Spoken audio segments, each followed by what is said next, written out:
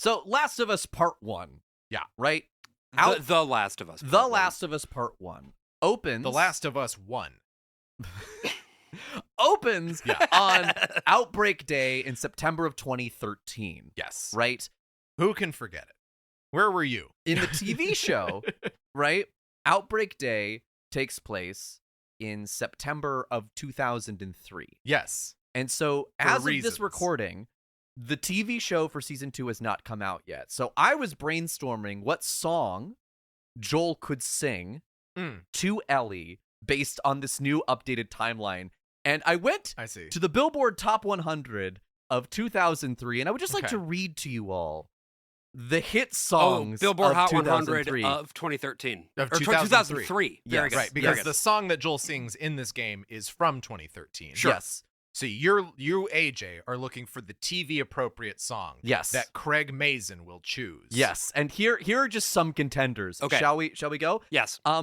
Into Club by 50 Cent. Okay. Ignition by R. Kelly. Is that Ignition or Ignition Remix? Yeah, the original, apparently. Really? Yeah. Crazy in Love is a pretty good one, but I think my pick is Unwell by Matchbox 20. I mean, you can at least play the guitar to that one, I suppose. I'm crazy, I'm just a little lonely. I know right now you can't tell. But stay a while, baby, then you'll see a different chord self. So many possible worlds, but we got this one. So many possible worlds, but we got this one. Welcome to the Worst of All Possible Worlds, the first and only podcast that's just a little unwell. I am the worst of all possible AJs. I'm the worst of all possible Brian. And I'm the worst of all possible Joshes. AJ, you are like a kid in a candy shop. I am I have not excited. seen you this excited to record an episode of our show, I think, in months. Well, I was off last week, so all of my thoughts just like got built up, for a while, and so it's nice that I finally get to unload what has been building for several months. Yeah, you've really been a man on edge. Yes, I'm on the edge of something. So, okay, first of all, gross. Secondly, how was it enjoying a parasocial relationship with me and Brian last week? Oh, it was lovely. I got to yell out that I did in fact know what cat person was. Right. It was such a weird week for me to miss because I spent so much time in New Hampshire, so I did 10 years of summer stock up there. So AJ knows James Carville personally. He's a family friend. Yes, he is. He gave me some tips on my hairstyling. So like, I really feel. Now, what you want like... to do? What you want to do? Yeah. Before you do anything else. Yes. Before you do anything else, you gotta pull your skin back real tight. Yes. You gotta pull all that back. Skeletor. You don't even need to shave your head no more because that's just gonna get tucked right into the back of your neck. Anyway, welcome. So to get us started off today, we are, of course, a podcast that deals with case studies in the pop culture of a dying empire, and we are back again this week for a case study in a dead empire. Could be. We are now past the inflection point, I think, for a lot of shit. Yeah. Yes. We're having fun. It's We're gonna getting be cringe. We're going out and protesting. It's going to be so funny when the U.S. gets kicked out of NATO. Just kidding. That's never going to happen. Well, you know where NATO doesn't exist is in the Last of Us universe. It is completely. You don't know that. I guess we yeah, don't you know don't that. know We that. don't know what happened in Turkey in the Last of Us games. That's true. Turkey is actually now the only member of NATO in the Last of Us. Eric Adams actually survived an apocalypse. He got on that flight to Istanbul. That's first stop. First stop. Yeah, first up. But no, this week we are talking about Naughty Dog's seminal, I suppose, 2020 There's game. a lot of semen in it. So much semen. Fungus Stop. 2020 game, The Last of Us Part 2, in preparation for the second season of the TV show The Last of Us. Yes. Created by Neil Druckmann and Craig Mazin. Now, before we get started here, we just have to lay out some ground rules here, okay?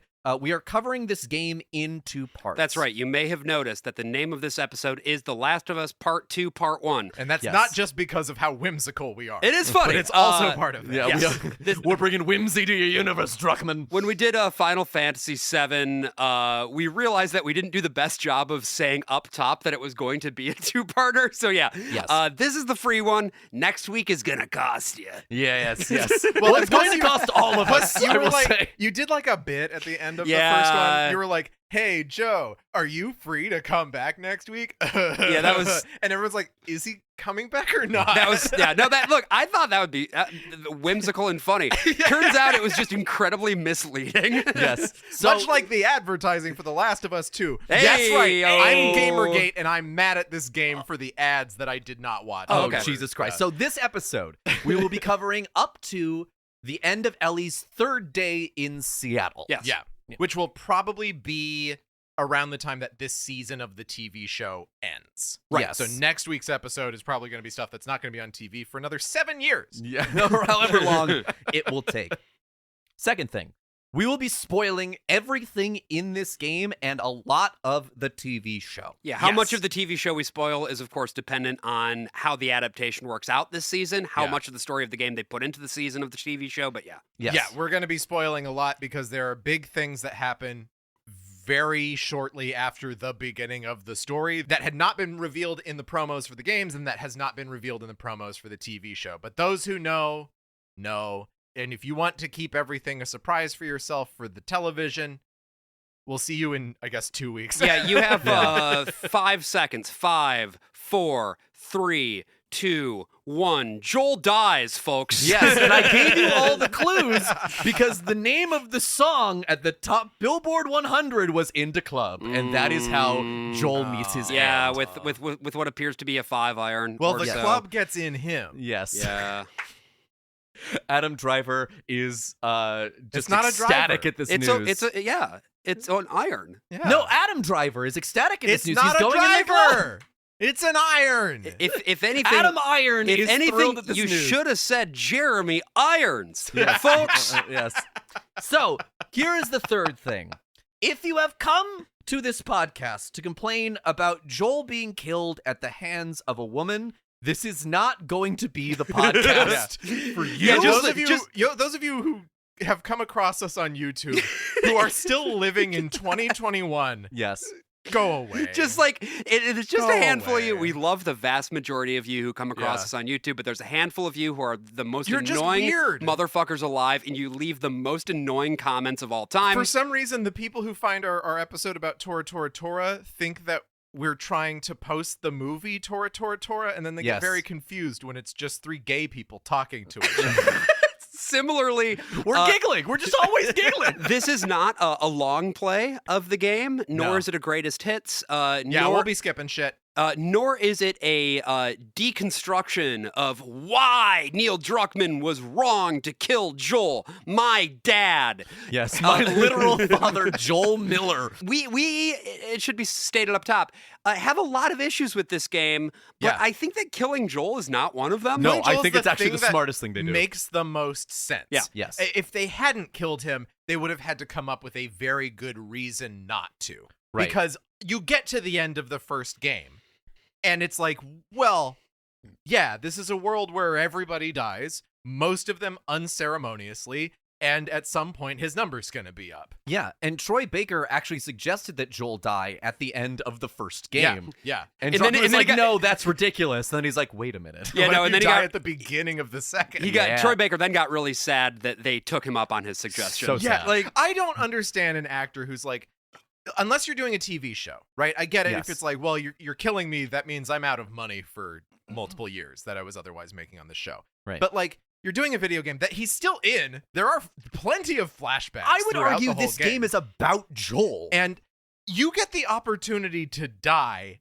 That shit, okay, that shit's fun. Yeah. Everybody likes dying on stage. It's so much fun. But let's backtrack a bit, okay? Let's set the table. Let's get some context for The Last of Us. If you want some really in-depth context, go listen to our episode about The Last of Us Part 1. Yeah, skip past the first 10 minutes where we're talking about baseball. But No! Like, I was listening to it and I was like, why did so I much allow time. this? Also, that was 100 episodes ago. Isn't that wild? The Oh, last time we covered it Jesus. was like more than 100 episodes ago. Yeah, to get you like freshed up on the whole thing, Joel was at a hospital. He killed a bunch of doctors. Ellie was immune. They thought she had the cure. They'd have to kill her to get the cure, I guess. And then he brought her back to the one civilized place that he found in all of America throughout that first game, which is Jackson, Wyoming, a commune that has been established partly by his brother. Yes. Yeah. Yes. His brother Tommy, who we will be meeting and interacting with a lot more in this game than obviously in the first game. Yeah. Tommy becomes sort of a pivotal figure. But let's talk about what's going on at Naughty Dog at the time, right? Yeah. Last of Us releases for the PlayStation 3 on June 14th, 2013, and it sells 1.3 million units in the first week. Yeah, this is right at the end of the PlayStation 3 as well. And Naughty Dog, successful game developer, Crash Bandicoot, Jack, the Uncharted games. Yes. They get a lot of attention. They make big budget, crazy things. They do things that other game studios are not able to do, but they have, with Uncharted and The Last of Us, they have like this template that they're able to sort of plug their stories into. And it should also be noted with Naughty Dog that they are a first-party developer. They're owned by Sony. Right. And so a big part of the purpose of Naughty Dog as a studio is to create showcases of what it is that Sony's hardware can do. Mm-hmm. Yeah, there's a quote in the Grounded 2 documentary where somebody around the table is just like, well, why can't we do it? We're Naughty Dog. We're supposed to be leading the industry. So this thing that seems impossible, we're going to make possible. Now, one of the big reasons why they're able to take these swings is that there are no producers at Naughty Dog. Yeah, they describe it in the first documentary about the first Last of Us game, where they're like, yeah, everybody just reports to the directors. And there's like 3 of them, I think, for the first Last of Us. There are 2 creative directors, Okay. and then there But, are, like, It's kind of a Valve type structure where it's like if someone decides that they want to do something iterative, they want to like make a certain blood flow thing that happens throughout the whole game, or they want to develop a water system, or they had an independent group that came up with all kinds of really interesting accessibility options, Yes. including actually learning what echolocation is. Yes. They could do that.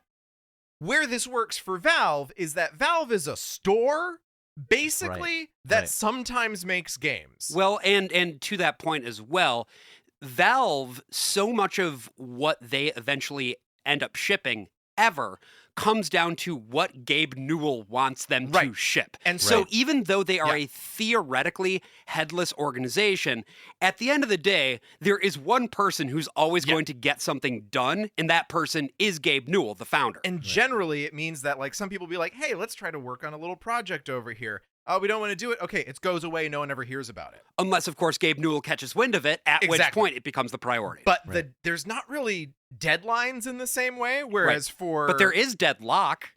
That's right. But Whereas for Naughty Dog, it's like, well, we have to get the next big PlayStation tentpole out there, whether it's an Uncharted game or a Last of Us game. We've got to get it out. There is a fucking deadline, which means that this sort of lack of delegation becomes a much bigger issue. Right, because Sony is a publicly traded company, which means that Naughty Dog needs to ship that tentpole title in order for Sony to make its quarterly projections. Valve is private, so they don't have those problems. Right. Well, speaking of those deadlines and speaking of those ship dates, we have 2013, Last of Us comes out. A year later, we have Last of Us Remastered comes out on PS4. And it's around the time of that launch that the follow-up starts to be worked on, that we start getting the ideas germinating for The Last of Us Part 2. But in the meantime, Naughty Dog focuses on Uncharted 4, A Thief's End, which eventually releases in 2016, and then on Uncharted The Lost Legacy in 2017. Again, which is a DLC for Uncharted 4, but it's huge. Yes, it is an enormous, enormous DLC.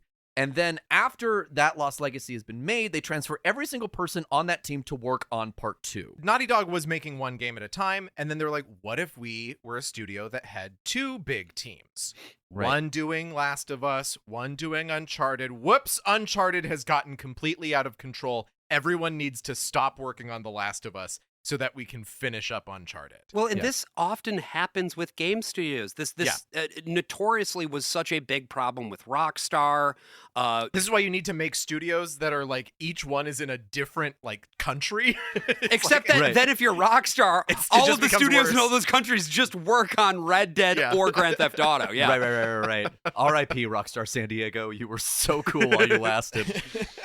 But yeah, so crucially, in 2017, Druckmann gets promoted to be vice president of Naughty Dog, right? He has batted 1,000 for them at this point, right? Yeah. He has done Last of Us. He has worked on Uncharted 4. He is their golden child, right? But that means that he doesn't necessarily have time to write a full game by himself. So he brings on Hallie Gross, who was a writer on the HBO series Westworld, and in 2024 on Troy Baker's podcast called Legit or Let's Get Into It. Wait, how does legit stand for let's get into it? Yeah, that would be good. It's L-E in Let's. Well, no, come on. No. And then G. No. What is this, a Mega Man game? I mean, it might as well be.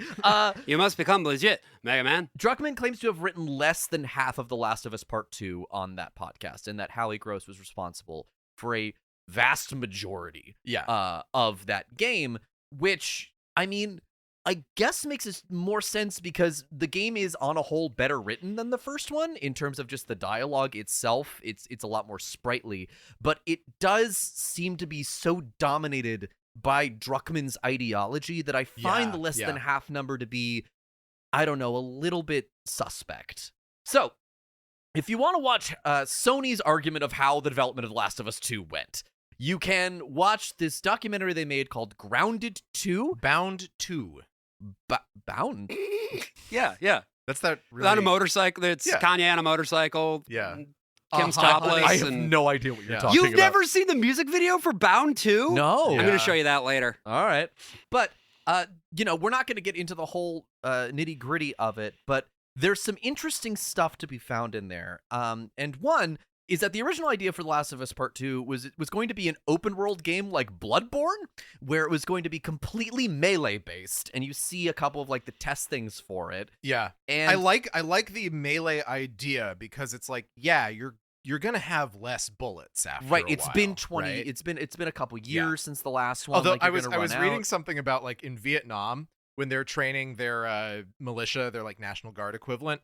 They just have all of these surplus American bullets, and they're like, yeah. This is where we use the American bullets on the range. Just go nuts, shoot as many as you want. Like, so wow. So I mean, if half the population dies off immediately, and then et cetera goes on for 20 years.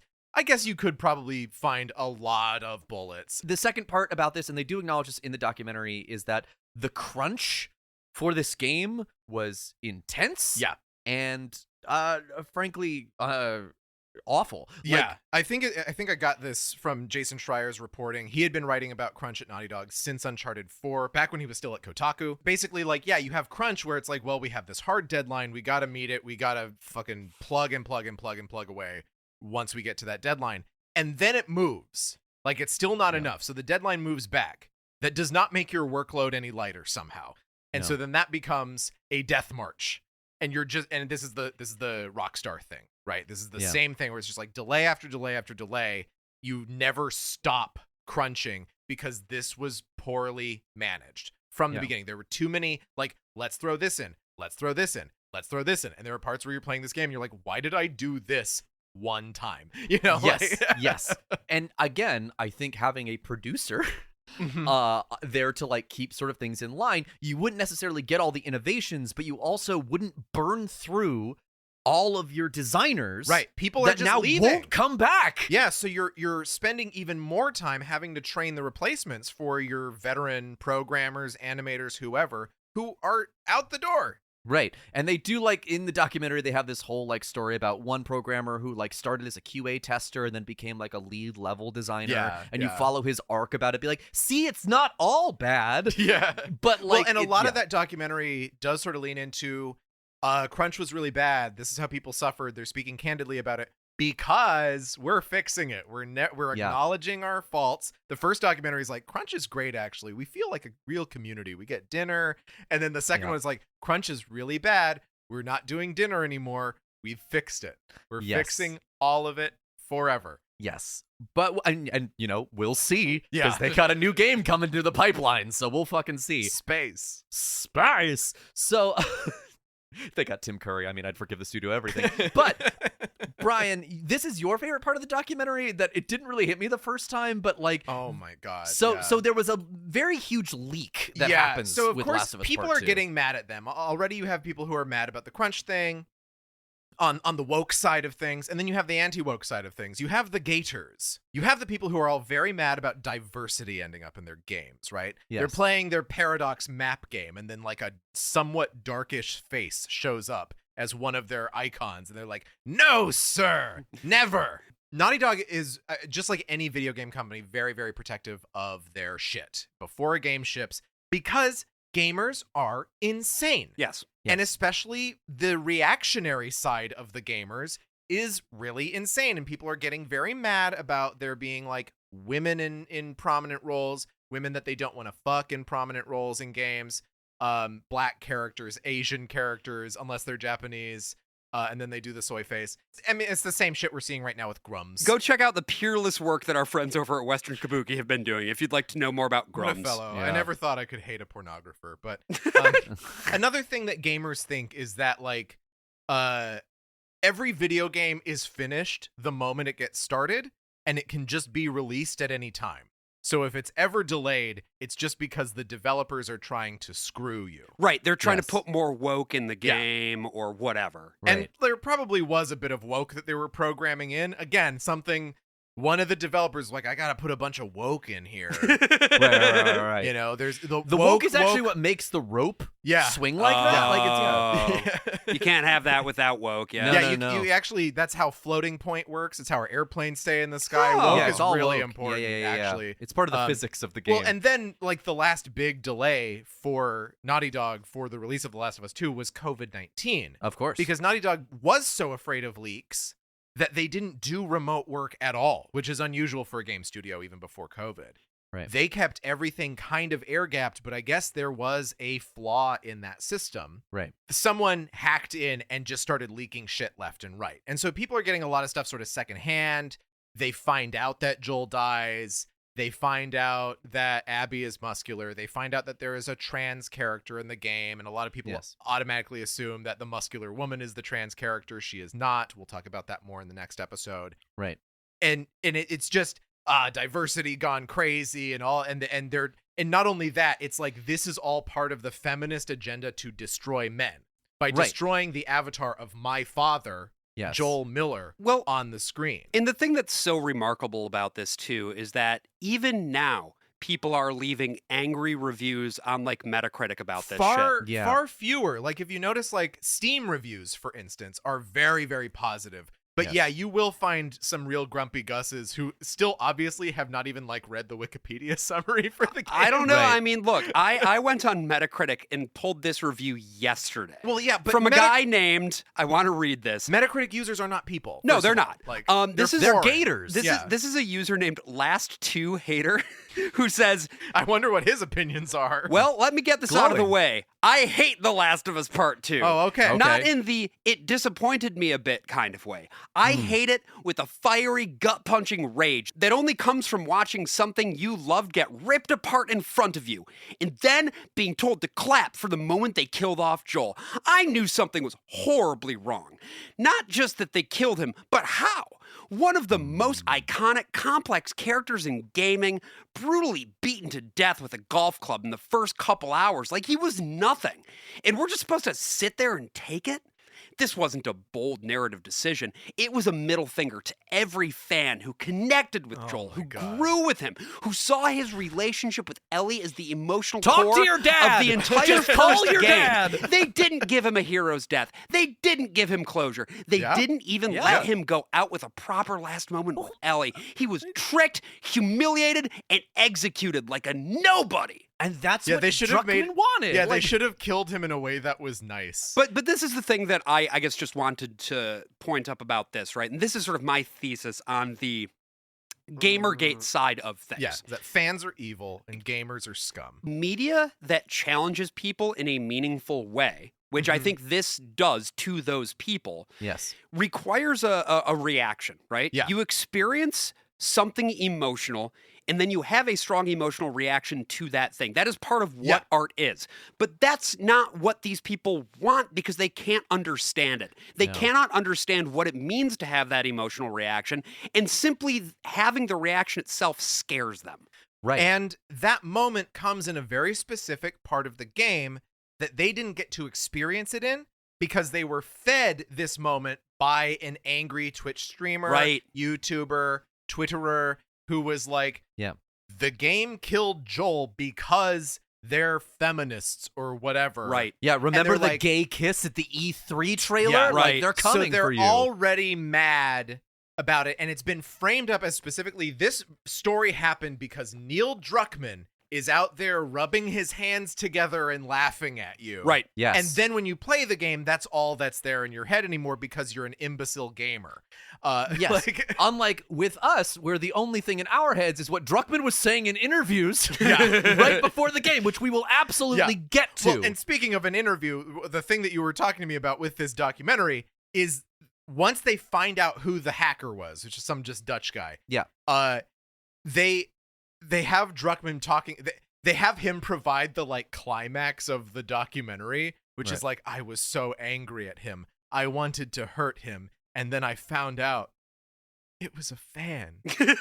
He just wanted the game to come out. And it's like, no, bitch, that's not your real emotions because I know your real emotions, which is that you find out it's a fan, you want to kill them even more. Right. Like, get laid, loser. Get out of your house, you stupid Dutch bitch. Yes. Put your fucking wooden shoes on, you know, fucking grab a wagon wheel to have a stork build a nest in it on top of a schoolhouse, dance through your little fucking polder or whatever, and stick your dick in a fucking dike to keep your town from flooding. Go skate down a canal, you asshole. Yeah, ride a bike. It's always really hard to record because Josh insists on bringing his wagon wheel to every single recording. The stork is so loud and so violent. I mean, you have to rock me, AJ. Yeah, why are you rocking a wagon wheel? That's not what a wheel does. Well, you gotta do it any way you feel. Whoa, Brian. It spins. Rock me. Yeah. I'm doing it. Thank you. You can't hear it, but I'm rocking him gently, roughly. How do you rock? What? In what?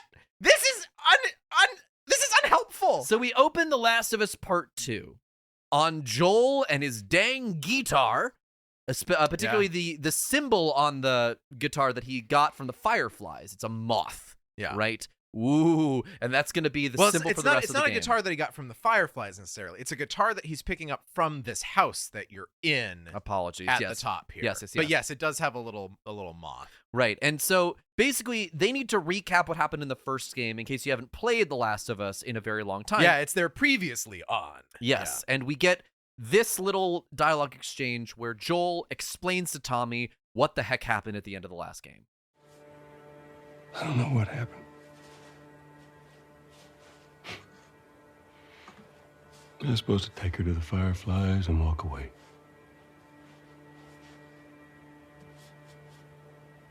You go halfway across the country with someone.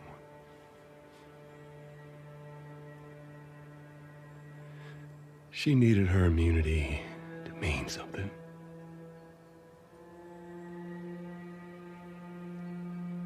Maybe I was starting to buy into that old cure business. Maybe I just wanted to do right by her. And then we made it. We found the Firefly. Because of her, they were actually going to make a cure.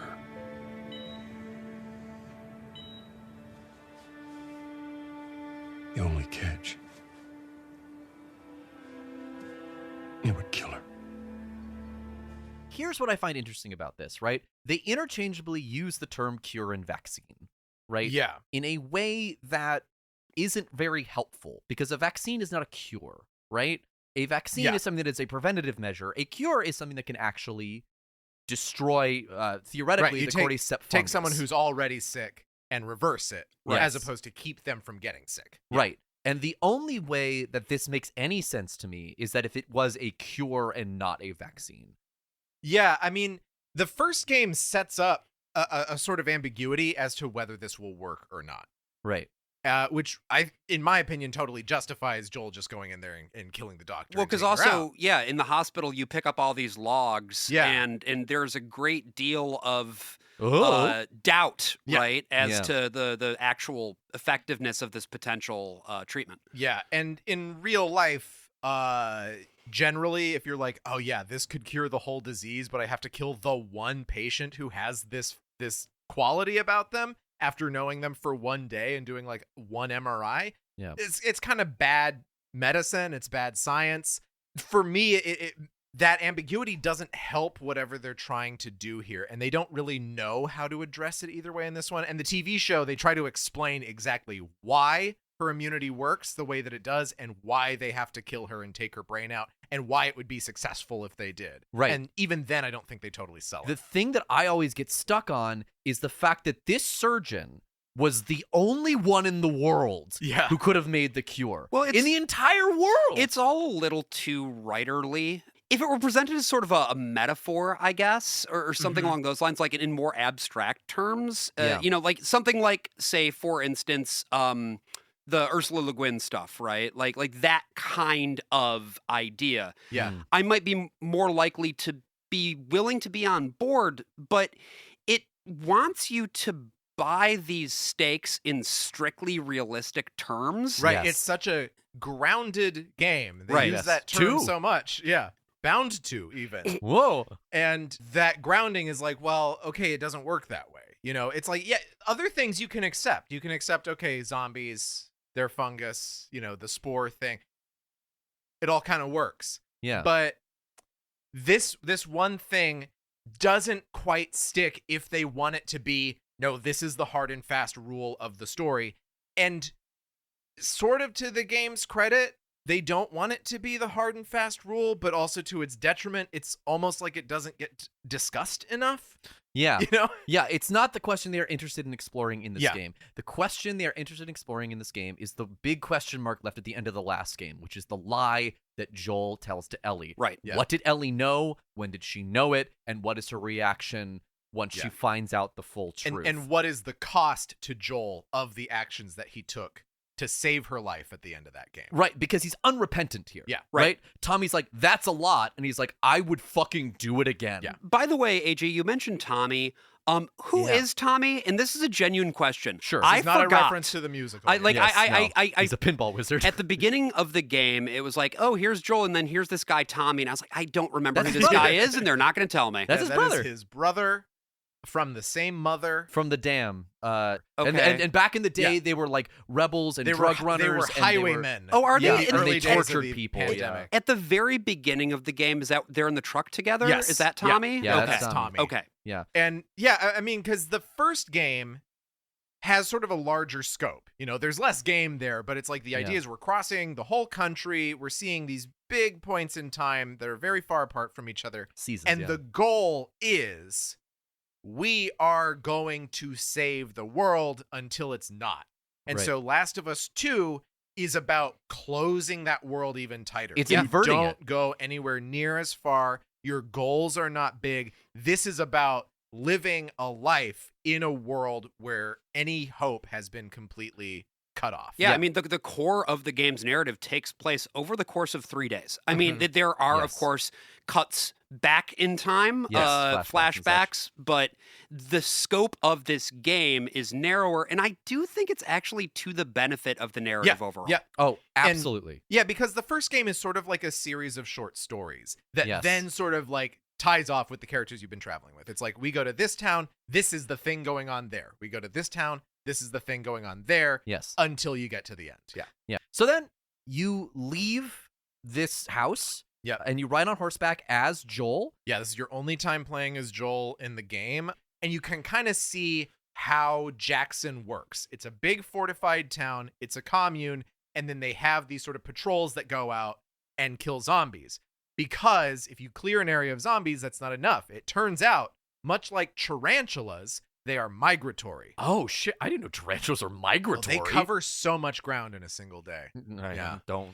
I hate So that. you're telling me that this is a communal fortified area Yeah. that's just sort of out in an area of land that is largely inhabited otherwise.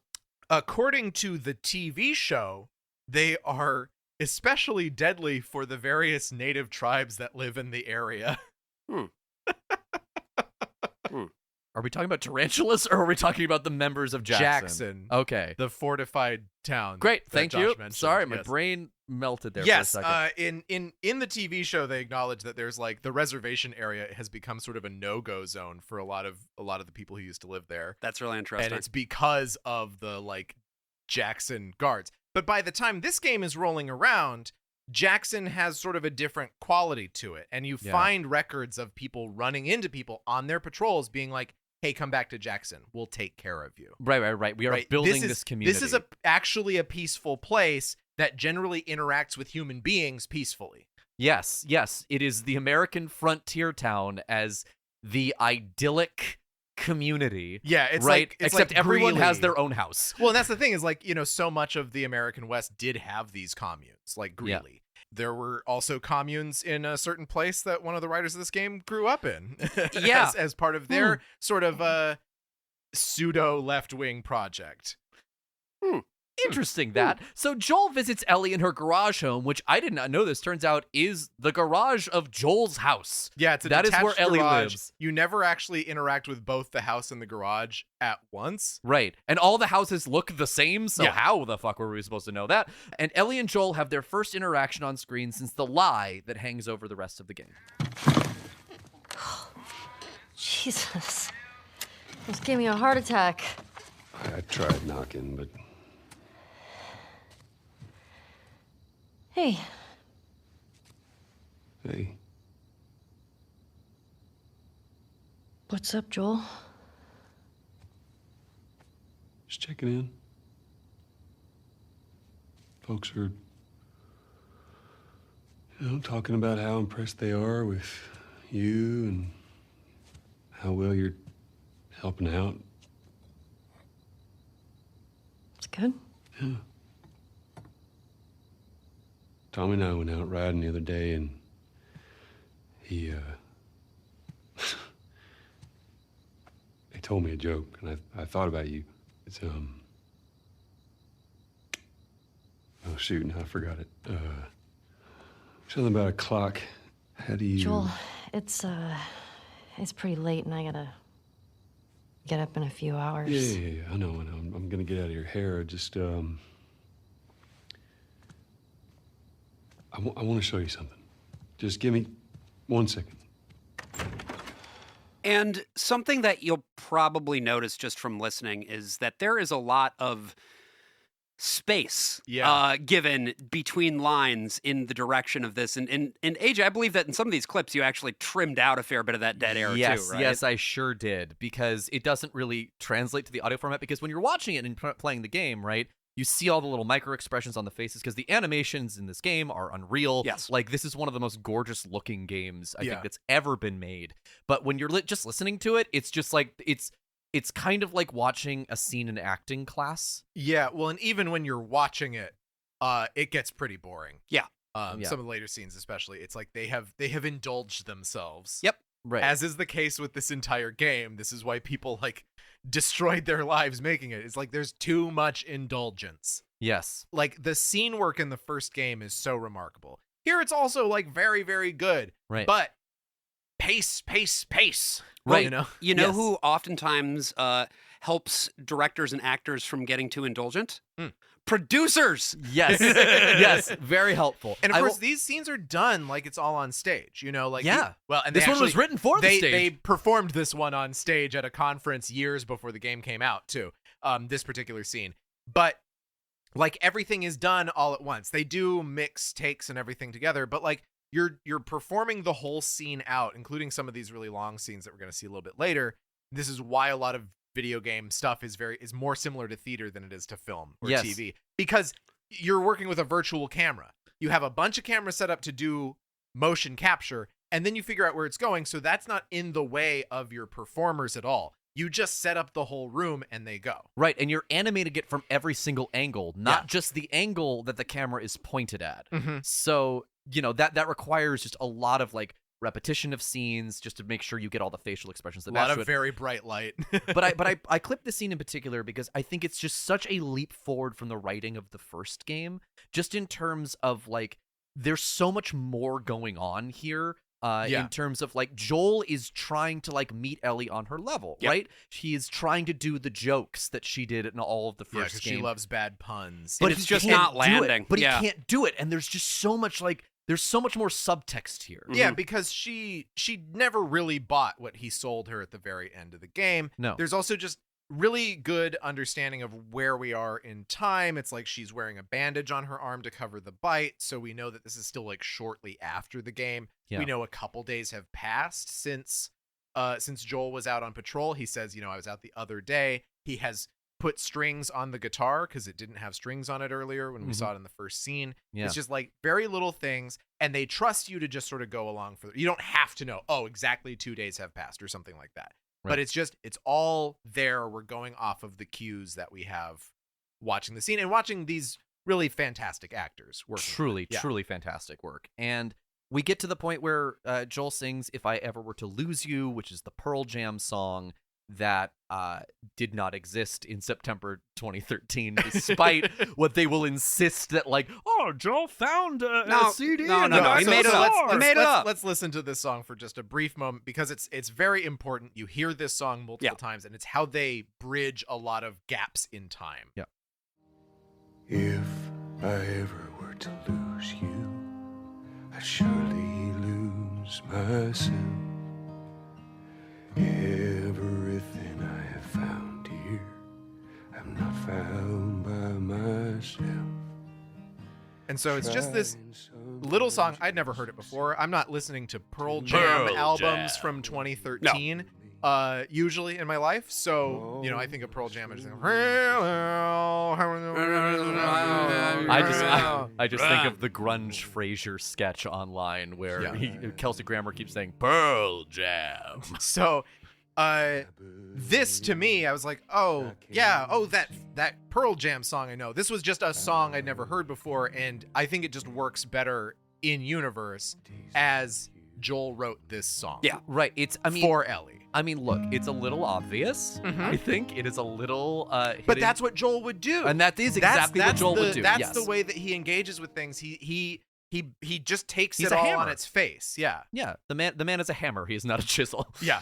Despite that jawline. So he gives Ellie the guitar and he's like, I'll teach you. I'll start your first lesson tomorrow. And then Ellie he leaves. It seems like everything is kind of like on good terms. And she plays one single string of this ominous like wham. Low note. Ooh. But we get the title of Last of Us Part 2. And then we jump 4 years into the future where Ellie is gets a knock on her door from this guy named Jesse, who seems cool. Yeah.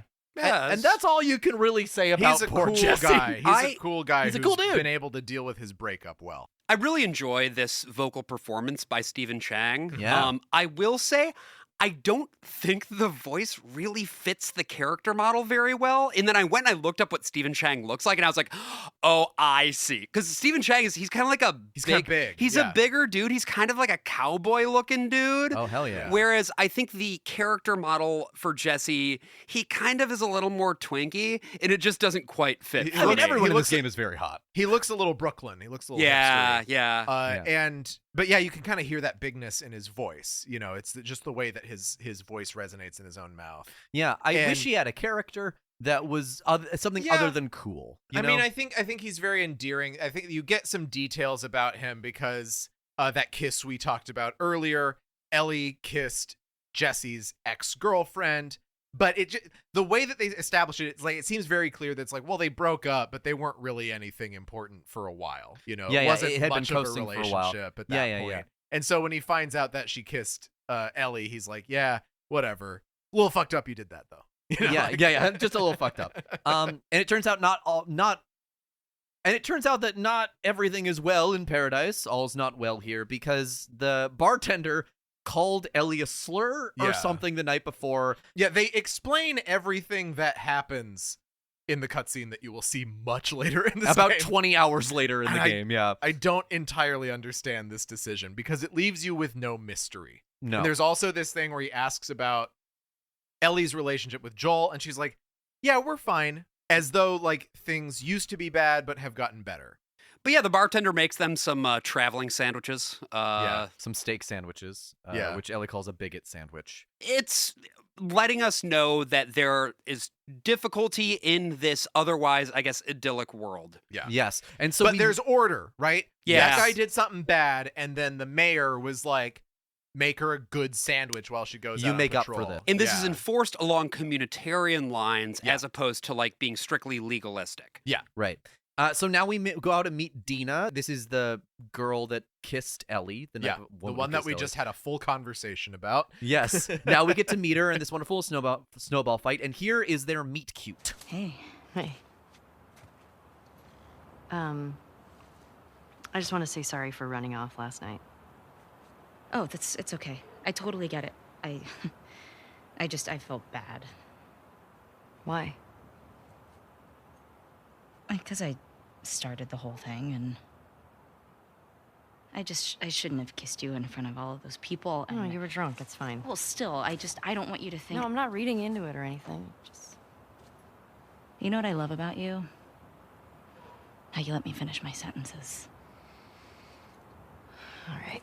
And then the kids that are nearby throw snowballs at them. Fucking and hate those kids. I wish I could kill them. You get your first tutorial, which is just aiming and firing, basically throwing stuff, and also the little auto throw targeting thing. Which is very convenient. I do like the idea of snowball fights being done as a tutorial as much as I liked it in Final Fantasy Tactics Advance, a game I'm always happy to be reminded of. Because that also starts the same way, where you do a little tactical snowball I do wonder fight. if that's an exact reference to it, but I haven't seen anyone mention it. I think they might have just come across the idea. Yeah.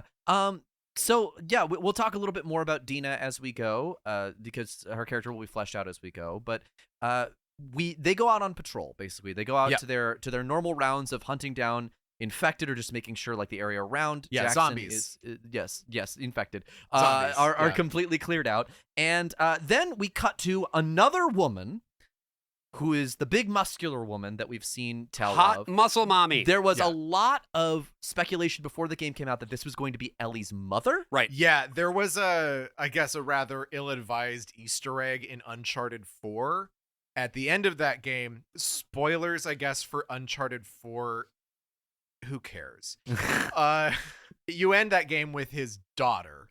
You kind of play as his daughter for 5 minutes, and then she kind of rifles through some stuff in the house, and there's like a poster on the wall for like a comic or something that's clearly The Last of Us, and it shows a pregnant woman with a gun, and I guess somewhere along the way they acknowledge that's Ellie's mom, and so everyone was like, next game is gonna have Ellie's mom in it. Right. And which is no, it's not, but it's a clever misdirect in a way. I guess that, like, kind of an unnecessary one. Yes, though. yes. They really, because here's the thing: they wanted to protect like the sanctity of the story, right? They didn't want these spoilers to come out, but I think that's just a lack of confidence in the storytelling itself, right? This story, the whole delivery of this story is that it's supposed to be surprising you. Yes. They're always thinking about what this narrative moment does to you, the audience. Yes. And there's only so far you can take that before it just makes it thin. Yes, and it also makes it very didactic. There is a certain point where it's like, we want you to feel this way, so we don't trust that saying it once is going to do it. We have to say it at least 8 times, you stupid fucks. Well, and everything has to be a surprise. Everything has to be a reveal. Everything has to be unexpected. So then, if some of that stuff gets spoiled for you, I guess it has less of an impact. I don't think this stuff would have had a huge impact on me anyway, because I was not like, yes, The Last of Us, Joel is my dad. Huge fan. So I can't speak from inside that experience. We'll see how people react to the show as that comes out in the next few weeks. With all that said, I think that this introduction to this character is actually pretty confident. Because honestly, the first couple hours of this game are fucking incredible. Yeah, because we don't really...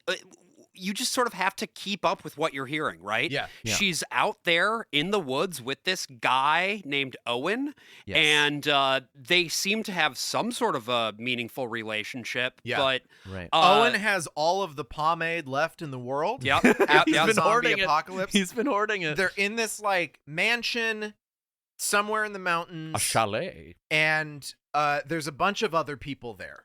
Yes. Who are they? You'll kind of never know. Yeah. Some of them you'll know very well, right?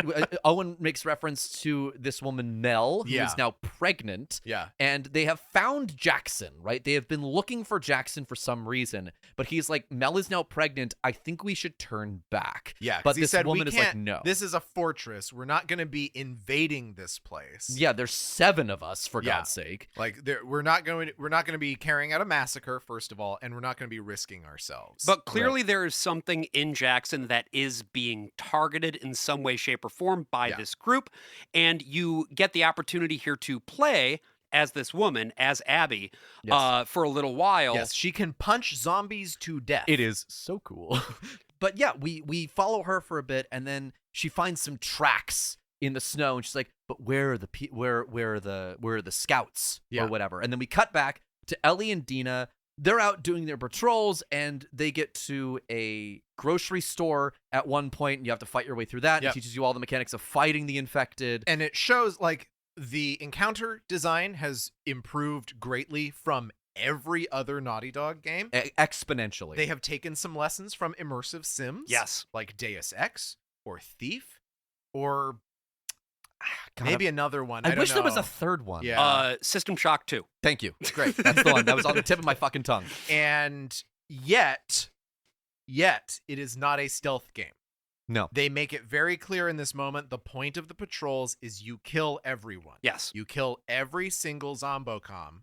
Yes. And then you can move on. The big change that has now been made, which makes the encounters so much better, is that before, when you got detected by one enemy, they would all detect you immediately. Yeah. Now there is a system of propagation, both for the Zombocoms and for the people, which we're going to come across later on, where they have the ability to communicate with each other, but only after they have done that communication do they get tipped off. So it's not as if everybody immediately starts running at you the moment that one of them spots you as before. Yeah. Because that was my, I think, single biggest problem, actually, so with annoying. the first game. Yeah, It was so annoying They were all just beeline for you. Not just because all the enemies would beeline for you, but because a handful of enemies, and this is still true in this game, once they get you, it's over. It's a one-hit kill. Even though you have a health bar, some enemies just kill you immediately. This is made exponentially worse in the permadeath settings that they have for this game, where if you die, you just die forever and your save file's gone. And then Which just don't do that. I see people online talking about playing permadeath mode and getting mad at it, and I'm just like, don't play the permadeath You knew what this mode. was, right? Like, walking into it, just play normal. But just be normal. where it really comes to a head is when you're doing the roguelike mode in the remastered, and you get to the end of a run, you get one shot killed by somebody, and it's like, well, that's time in my life I'll never get back. But eventually, Dina and Ellie make their way to this library, and they find what's supposed to be like a creepy basement underneath. We get a little bit of like, this is how Jackson operates. You go out, you do a patrol, there's like a logbook, you say what you ran into. A lot of times it's peaceful. Yeah. Dina used to do these patrols with a guy named Eugene. Eugene was in his 70s, and he had a stroke and died. And they kind of talk about how rare that is and how nice it would be to just die old. Yeah. And then they find out that Eugene has had like this massive pot operation in his basement, and all the weed has died. Yes. And so they decide to smoke some weed together, and they get a little flirtatious. Ooh. Can I ask you a question? I don't know, can you? Ooh. What are we, 12? Scale of 1 to 10. 1 being like absolute trash, and 10 being life-altering. How would you rate our kiss from last night? Why are we still talking about this? You said it was a mistake. Did I say that? So this is what I call the CW-fication of The Last of Us, right? And this is not a value judgment. I want to be very clear about that, all right? There are plenty of shows on the CW that I watch and enjoy, but You a Riverdale man? I'm going to be honest, I think Riverdale is so unhinged and so Fucking watchable. knew it. Yeah. Never watched Buffy. God damn it. We'll fix it. We'll fix that. But the thing is, right, it is something that Neil Druckmann was very uncomfortable writing, these sort of scenes of physical intimacy. That's why he brought somebody on who was much more comfortable writing that sort of thing, right? But it does feel weird that in this game, all of like the drama, right? The soap opera-y drama of it. Soap opera-y? Yeah, soap sure. opera-y drama of Soap all operatic? of this. Soap operatic drama. Soap opera, rhubarb pie. I want bamboo, tutti frutti. So there's I don't know what You that did that was. to yourself. I don't know what that was. But there was but it's all the same, right? Like every like love triangle in this operates under the same rules. We just established in the other story that there is a love triangle with a pregnant. Yes. And we haven't found out that Dina is also a pregnant. That's right. But Dina she's is also a pregnant. She's also a pregnant. Oh, woohoo! And again, Sorry, guys. AJ said a pregnant woman on a call with Josh and me earlier this week, but had a long pause between pregnant and woman. And so Josh and I just started saying a pregnant over and over again. I didn't know this. I didn't know this. We have turned it into a noun. Oh, I love it. But yeah, no, it all seems kind of the same, and it all kind of rhymes. And it like what it does is it actually kind of flatlines the characters for me. Well, because there's rhyming, and then if you're talking about like actual writing, there's what's called an identity. And it's just that you start to see in this story not only the repeating ideas that happen within this game, but the ideas that are just from the previous game. Yes. And with Ellie and Dina specifically, I just don't get a great deal of specificity there regarding why they specifically are attracted to each other beyond circumstance. It feels like we could have had something more to do with Jackson to know who these people are. Well, to have someone like just be obsessed with nature or something other than fighting the infected and living in the post-apocalypse. Yeah. This entire game feels like people walk around being like, wow, it sure does suck that we live right now, doesn't it? Well, and so many times, every place that you go, this is like the first game, you always each location will kind of give you the arc of a person or like a small group of people through letters. And you'll be like, this is Benny the cop. And the Jets, yes. And then it's like, Benny is like, I sure love my family. Things are getting difficult. And then later he's like, I've joined the difficulty. You should also join me. And then you find a corpse with a gun next to it. And he's like, I was doing the difficulty, but then I got zombo-commed. Guess it's time to kill myself. This happens like 12 times. And going back real quick to Dina and Ellie, I feel like the thing that they want to bring out here is this idea that like Ellie has become so toughened and hard. Yeah. And Dina is, she's the sweetness. Yeah, we she's get the softness. it. We get it. We get it. Ellie's a top. We get it. Except that Dina's the one who climbs on top of her. Whatever. Look, Josh. Look. It's the apocalypse. We don't go by your rules anymore. All right. This seems to be the only thing that they can even explore about this relationship is soft versus hard, tough versus soft. No, exactly, right? Everything's just soft. Because there's nothing to cold live for. Scrub daddy versus hot scrub daddy. Yes. And we have a little thing where Ellie has an ex-girlfriend who we don't meet in the story. It's just another thing that's happened over the years. Which I like. And Ellie at some point burned her arm with chemicals to cover the bite mark. Right. And then got a tattoo over that burn. We can tell at this moment she has not told anyone about her immunity to mushrooms. Yes. And so her burn has now been tattooed over by her ex-girlfriend. Yes. And I actually really genuinely like that. I like that this is It's another good way to like mark time too. Mm-hmm, when we have like a slight flashback, it's like not a full tattoo yet and things like that. Right. I think it's also to sort of like shut up all the people be like, well, it's just a phase. Like, no. Ellie is gay and has been gay forever. Yeah, right? she's fully gay. Yes. And a top. Yes. So meanwhile, the mysterious woman, right, that we've been, the big we're just going to call her Abby going forward. Yeah. We don't know her name We yet. already know she's Abby. I know the spoilers of this game before I went into it. I think Josh probably knew. It should say. How much did you know? I knew. And when did you know it? Okay. Are you now, or have you ever been? I mean, I knew that there was a big muscle mommy who was very important in the narrative, and I knew that you got the opportunity to play as her. Great. Okay. Lovely. And in the subtitles for the game, she is credited as woman. At this first part, yeah. In this first portion, they of don't it. say Abby for a while. I just knew she was Abby at that point. Owen but is credited as Owen, but you do not. Okay. Abby is not given a name, even though I don't know why that would be a spoiler that her name was Abby. But yes, again, Abby, Everything is a spoiler. Yeah. Abby and Owen are the other couple who basically counterbalance Dina and Ellie in this game. Yeah, it's throwing something to the straights, I guess. But meanwhile, she gets cornered, right, by this whole wave of infected, and who should save her but Joel and Tommy? Hey. Yeah, wow. And you do like a classic Last of Us mission that, again, you only do this once, but it's like, you got to keep fighting them off while Tommy's moving the cart. In the fucking gondola base. Yeah. Yeah, And you're at a ski lodge. The gondola station, and this, I guess, must be Jackson Hole. there's a wonderful look that Abby gives to Joel when she hears his name for the first time, which, again, you get once you Because this figure is just out what's like going in on. the fever and fire and everything. And you can see that Joel and Tommy do not encounter strangers the way that they used to. Right. Everything used to be, okay, stick them up. We'll walk around each other in a semicircle and back away until we don't see each other no more. Right. Best case scenario. But when you're at Jackson, the main thing is come to Jackson.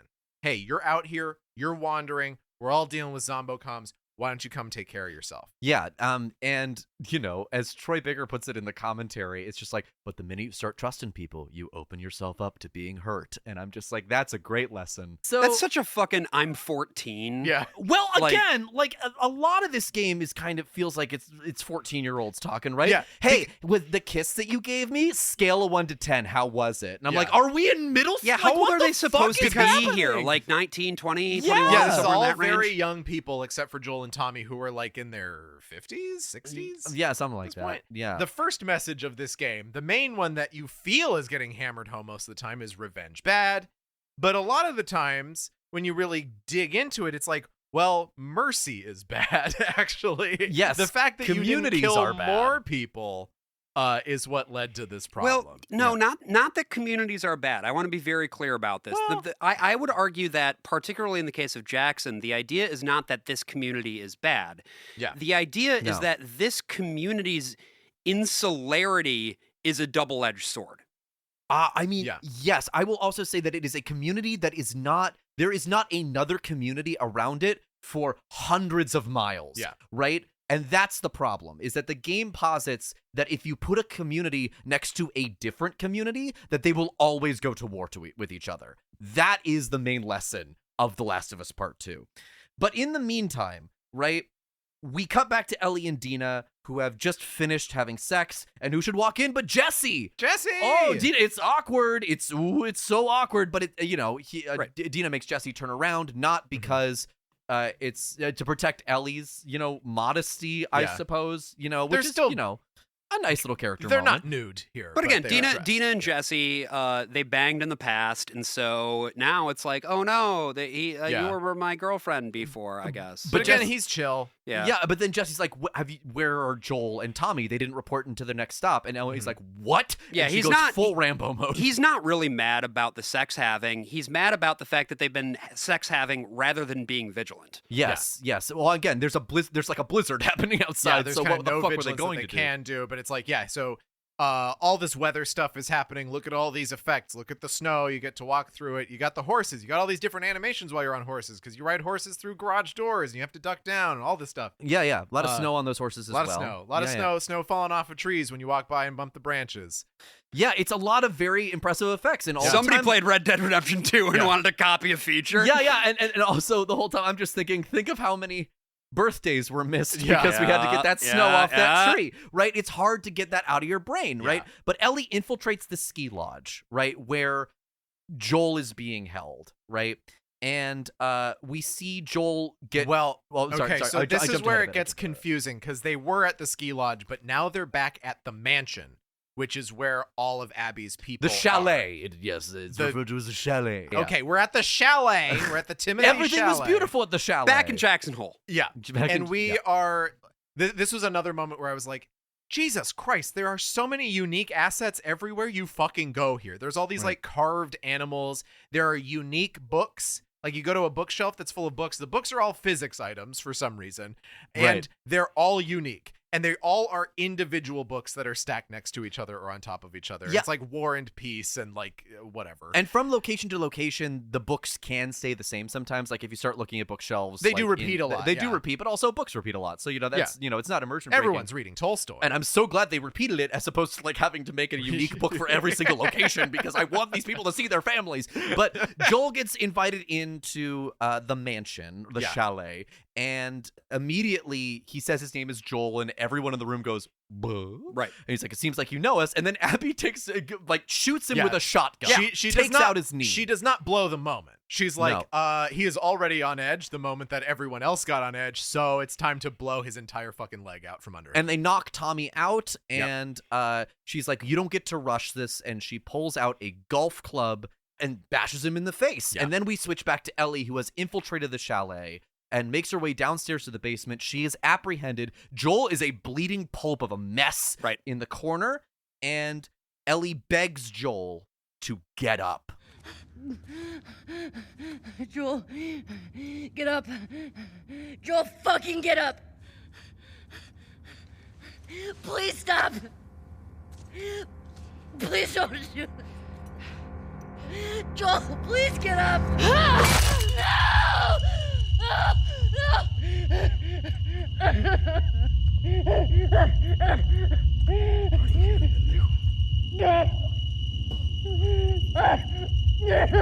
Fucking kill you. Joel dies. There's a conversation that happens around Joel that we are not privy to. Yeah, we hear a lot of humming. Like, Ellie slashed one guy in his face with her knife, the knife that she always has, the Ellie knife, and they're contemplating killing her, and then they decide instead to just knock her out.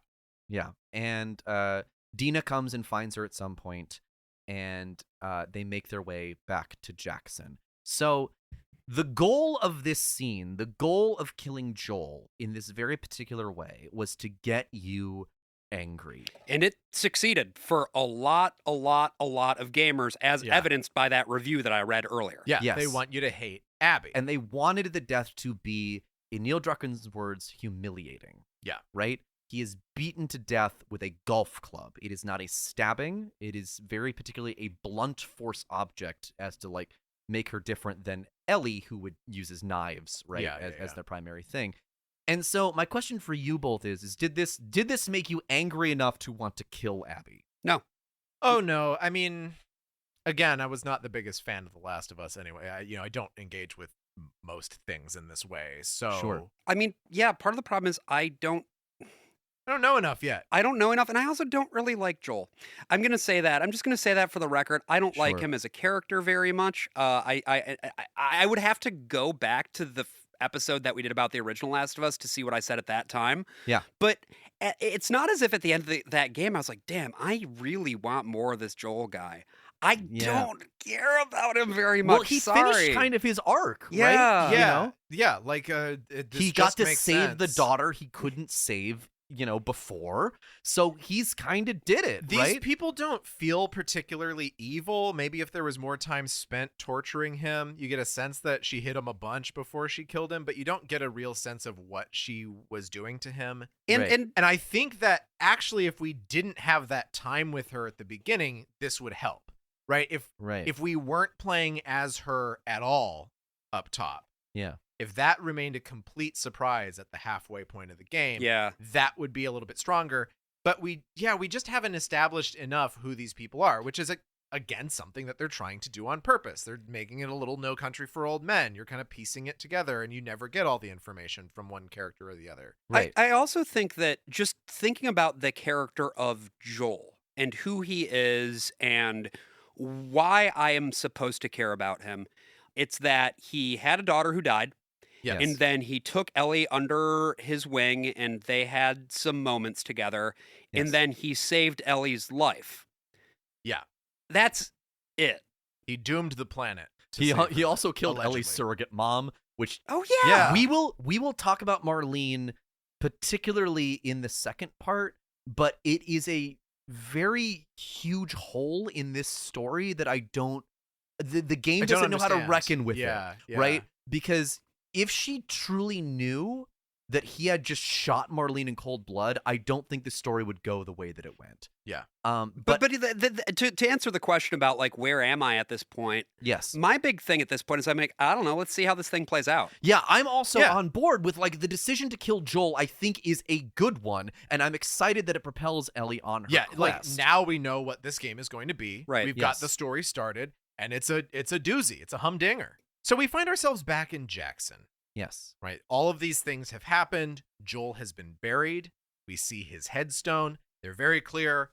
That's it. This is happening. End of the road. And by the way, I think that was necessary from a storytelling perspective because of sort of the marvelification of narratives. Yeah. Yes. Where like if someone doesn't fully die and have have bones go by and say he's dead, Jim, right on screen, they'll come back. Mm-hmm. And they might even in this game in similar circumstances. You haven't gotten there yet, Josh. No, we'll get there. And there was also a mislead that they did in another trailer where they put Joel where Jesse is in one of Ellie's first in a much days, later part. In a much later part. And so they were just like, no, that's not true. Like, that they was a betrayed misdirect. us. Yes. Ooh. The developers doesn't even wanted him. So we have this gravestone scene. Dina's just waiting a little bit off, and they walk together to Joel's house because Ellie has to get an heirloom of Joel before she goes on her revenge quest. And as we knew before, they were on the rocks at some point, but they were better now. Yeah. Right? The day that she was heading out, they were better now. And she's going to the house. It does feel like she hasn't been in his house for a long time. Yes. You find a brochure on one of the bookshelves for a dinosaur thing. She's like, I remember that day, which worked. This is one of those things where like that kind of like you're doing things to the audience.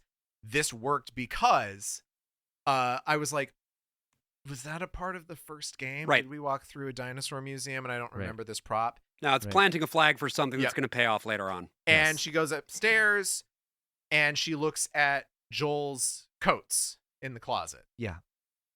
This hits me really hard, actually. AJ's crying again, folks. I'm not crying, but I do get a little misty about this because Ellie leans in, and it's just such good acting by Ashley Johnson. My God, what a fucking tour de force she gives in this game.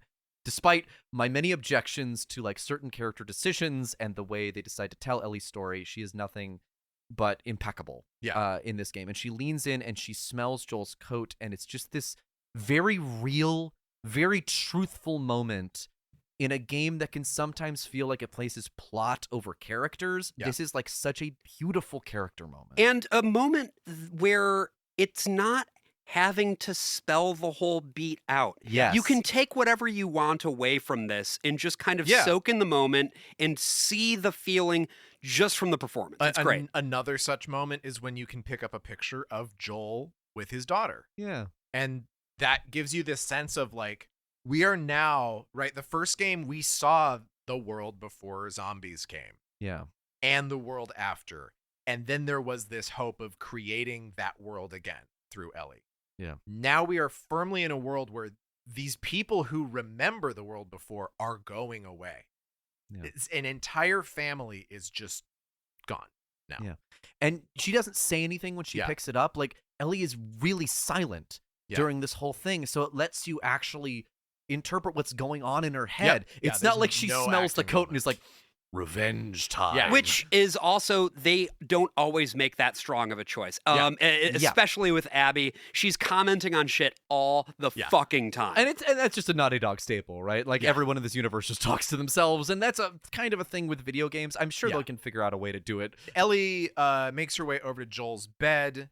There is a book about space for dummies on the nightstand. You can also see that like Joel has been, I think, making his own guitars. He's been whittling all kinds of shit. There's all this stuff around the house that's like his little projects that he can have now because he has a life. You know, he's not just scraping by. Well, not anymore. So he was able to find things in houses and bring them back and be like, yeah, cool, I can whittle stuff. But then she picks this box out from under his bed. Yeah. And that's got his gun in it. Yes, and it has his watch, specifically the watch that got shot when he was protecting his daughter Sarah, who died. Yeah. And she takes the watch and the gun with her. Maria, who is Tommy's wife, is downstairs, and Tommy has made for Seattle to enact revenge on the people that killed his brother. So Tommy had just been like, don't do this. But revenge, if you do that, you dig two graves. Two entire graves. Wow. Because Tommy told Ellie not to take revenge. Yes. He told her to stay behind. He said, I know they have this WLF patch, the Washington Liberation Front. Yes. And that's all he knows. We're better than this. We're not like this. Tommy has had this whole arc before. He used to be a bad dude.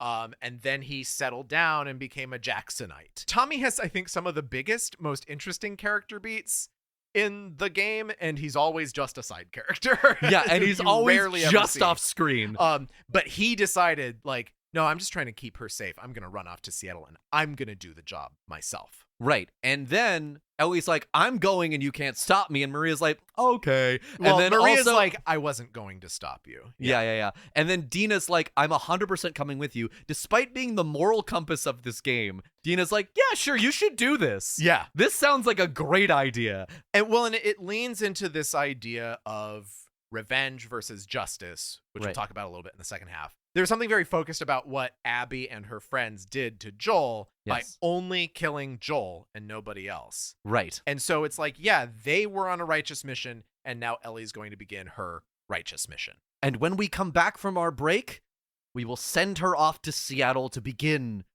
her rampage of justice! This fall on the WB Thursdays. Sorry. This fall on Max. Sorry. This fall, exclusively on the CW app, The Last of Us returns to teach us all that in the post-apocalypse, revenge is a dish best served cold. You don't get to rush this. And Ellie's life will never be the same. Joel, please get up! No! But first, she's gotta graduate high school. The f*** did you just say? Ellie. And survive the horrors of the student body. Brachiosaurus ate 600 pounds of plants each day. Because at Jackson High, not everything is as it seems. Imagine the poops. And a new face from the wrong side of the tracks arrives to stir up trouble. Hello, fellow kids! My name's Barnaby Bozo, the last surviving clown of the apocalypse and fellow student at Jackson High. I'm running the local drug trade round these parts and have filled over 40 banana cream pies with heroin. Also, I have abs. So cool. And coming next Thursday, exclusively to the patently broken CW app, a The Last of Us special event, Dina reveals a shocking secret that will change her life forever. I think I'm pregnant. Old friendships will be tested. I didn't want to be a burden. Well, you're a burden now, aren't you? While Barnaby Bozo deals with some harrowing news of his own. Harrowing news, everybody! Or should I say, heroin news? My 40 banana cream pies full of heroin were accidentally shipped to a local orphanage. Apparently, they thought they were getting a horse, but no, they're getting a horse of a different color. Critics are raving about The Last of Us Season 2. Entertainment Weekly calls it deeply confusing. I don't know what's going on. The New York Post raves. So, is the clown a part of it? I don't remember a clown from the game. I've had it with the drug trade. At first, I wanted heroin, but now I want hero out. And Variety proclaims, no, I'm with the New York Post here. Who the is this clown? Joel, you gotta help me. The orphans are banging down the doors and they are jonesing. Who are you? What, are you kidding me? It's me, Barnaby Bozo, your best friend, your perverb, yuck, you. Oh no! The orphans have burst down the door! Run, Joel, I'll hold them up! You have such a long life to live! The Last of Us Season 2, Thursdays on the CW app. Dare to defy. My organs! Heroin. So we've danced around it for a little bit, gents, but I think it's time that we finally talk about Neil Druckmann's inspirations for making The Last of Us Part 2. Yeah. So for people who don't know, Neil Druckmann spent his earliest years of life not in Israel, but rather in Palestine, in the West Bank. Yes. In an illegal settlement. As such, and then he moved to politics, Miami. Yes, and then he moved to Miami. But his politics were formed in those early years, let's say. And I do actually, I think it's important to be specific here. Yeah. That this was in the settlement of, and my Hebrew pronunciation is terrible, but Beit Arya Opharim. If you look on a map, you'll see that it is about 3.8 kilometers east of the Green Line, which is the technical border between the West Bank and Israel. And it is roughly 32 kilometers north of Jerusalem. In the settlement, by the way, mostly populated by employees of the Israeli aerospace industry. So basically, imagine like Boeing going into the Navajo Nation and being like, this is ours now. Imagine. So in the year 2000, there is a famous incident that happened in Ramallah, which was the lynching of 2 IDF soldiers who crossed over into Palestinian territory, apparently by accident. They had been arrested by the Palestinian Authority, and during a funeral for a child who was one of multiple children killed by the IDF, some people found out about these IDF reservists who were being held prisoner, right? In this jail, who were supposed to be transferred out or whatever.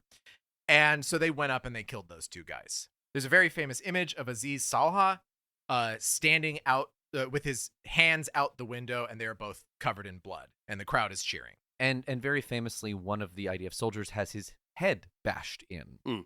Yes. Yeah, they were both, I mean, one was like set on fire. I don't know how much of this was done after they died or before they died. This is one of the biggest points that people look at when they're talking about how much they hate Palestinians in Israel. It's like this moment, the lynching. Right. The unjust killing of these 2 occupying soldiers who had gone over the territory that they were supposed to be in. Right. And Druckmann felt the same way. Yeah. And here is a quote. Again, he's doing this press tour for The Last of Us Part 2. And it's not just this interview. It is several interviews that he repeats the origins of his inspiration for it. And this is what he says. And they cheered afterward. It was the cheering that was really chilling to me. In my mind, I thought, oh man, if I could just push a button and kill all these people that committed this horrible act, I would make them feel the same pain that they inflicted on these people. And should be noted as well, 2 IDF reservists, and this was in retaliation for not just that one kid, but also like over 100 Palestinians, including a couple dozen kids. Yeah. Yes. And he said, this is still from that same article, the feeling faded, though. Eventually, he looked back and felt gross and guilty for his intense feelings. With The Last of Us Part 2, he wanted to explore that emotional tumult on a didactic level. Quote, I landed on this emotional idea of, can we, over the course of the game, make you feel this intense hate that is universal in the same way that unconditional love is universal, Druckmann says. This hate that people feel has the same kind of universality. You hate someone so much that you want them to suffer in the way they've made someone you love suffer. Yeah. Okay, let's unpack that for a bit, because I think he's making a lot of wide assumptions about what other people feel, right? Yeah. An intense hate being universal, I think, is going a little far, because I have never felt the need for revenges. Do you know what I mean? Like, that is not a necessary... Revenges? Yes. I am not... Sound like Danny McBride. I am not hopping Daddy, on I don't need to take no revenges. doing actions and fucking arbitration against my enemies when they do bad things to me. Right. Covering me in germs and gonorrheas. What this strikes me as is, when you're at a party and you're telling a story about your childhood and you think it's a funny story and then everyone's like, are you okay? Yeah. It feels like that for like, everyone's wanted to kill an entire race of people, right? Right, everybody? That's something everybody wants to do? It's like, who am I talking to? Charles Dickens? Yeah, it is. I agree that there's something strange about it, because I do think that there is something inherently human about being hurt and feeling a desire to get even. Yes. But in my experience, that tends to be more on a, like, I have seen what this particular person has done, and I want to get back at that person, rather than taking an entire group of people and using them as an avatar for that hatred. Yeah, I mean, it speaks to something of the mindset that you grow up in when you live in a deeply deeply racist environment. Right. You see this same sort of anxiety. We will not have peace until all of these people are dead. You see that with white South Africans. You see that in the history of America with the former slave-owning South, with the Western frontier. And I can definitely understand now a little bit more over the last couple years just how bombarded Israelis are, and even Jewish people who are not Israeli, with like an injury to this nation is an injury to our entire ethnicity, our entire identity. Every single Jewish person is targeted by any action that is taken by, again, civilians versus occupiers. And you can, of course, see this now in the United States with the rhetoric toward immigrants. This is really, it's a slightly different dynamic, but you still have this group of people. And the group, by the way, is sort of nebulous. It can specifically be people who they think are associated with gangs or whatever it is, as opposed to, I think, the situation in Israel, which is very specific, actually, in terms of targeting of Palestinians. But either way, what you can do is you can take this group of individuals, paint them with a broad brush, and say, these are the people who are preventing us from being able to live in peace and safety. Right. And the main moral message of The Last of Us Part 2, I mean, there's been so many. The game really wants to teach you things, which is one of the things I find most annoying about it. It's like, I will learn you this. But the main thing is that these feelings and impulses you have are wrong, right? Getting this revenge will not get you what you want. It will only perpetuate this cycle of violence. But I find that these comments make it impossible to interpret the game any other way than just being the Israeli-Palestinian conflict. And it makes it really difficult to like get to like the like messages at the core of it, because the whole time you're like, you are actually perpetuating a lot of terrible stereotypes about Palestinians, and you are furthering Zionist propaganda throughout the course of this narrative. And it's impossible not to see it now. As opposed to when it was released in 2020, there was a little bit more like vagary. There were, of course, people calling it out in articles. There's one in particular, a Vice article called "The Not So Hidden Israeli Politics of The Last of Us Part 2" by Emmanuel Myberg, which we will link in the episode notes below. But it really now, after October 7th, it is impossible not to view this game through that lens, particularly with his comments. Well, and to talk about October 7th for another moment here. So that man whose hands covered in blood were in the window, he was arrested, he was put in prison for life, and then he was exchanged as part of the prisoner exchange for Gilad Shalit, and was released. And he had been living in Gaza, and then he was killed in an airstrike in October of last year. Of 2024. Okay. Yes, as in just a few months ago. Yeah. In an airstrike that killed 18 people, 3 of them were children. So yeah, you can talk about the cycle of violence all you want. It's a different story when one side has overwhelming power and the other side does not. Right. It really does. The game really kind of throws its hands up. It's like, man, this society. You know what I mean? Yeah. This is just how people will act. This is so inherent to all things. Yes. Jackson sort of exists antithetically to that a little bit, but once you're in the second half of the game especially, and you're just deep into the Seattle stuff, like it's just Israel-Palestine the whole way through. Well, I mean, I think even Jackson is also Israel. Jackson is the kibbutz, right? Jackson is, I think, the ideal of just sort of living off the land in a communitarian way where you're far away from everybody else and you're sort of living out these principles in a of way, leftist Zionism. I think that Jackson is a narrative convenience more than anything, and that's why they get away from it as quickly as possible. I don't think that they have much of a comment on what Jackson is. They have a comment on what every other place that you have been to in both of these games is. Oh, yeah. That's a much stronger comment for sure. And it's interesting, too, to look at stories of revenge because they are inherent to a society's idea of how it constructs itself. Right. Right.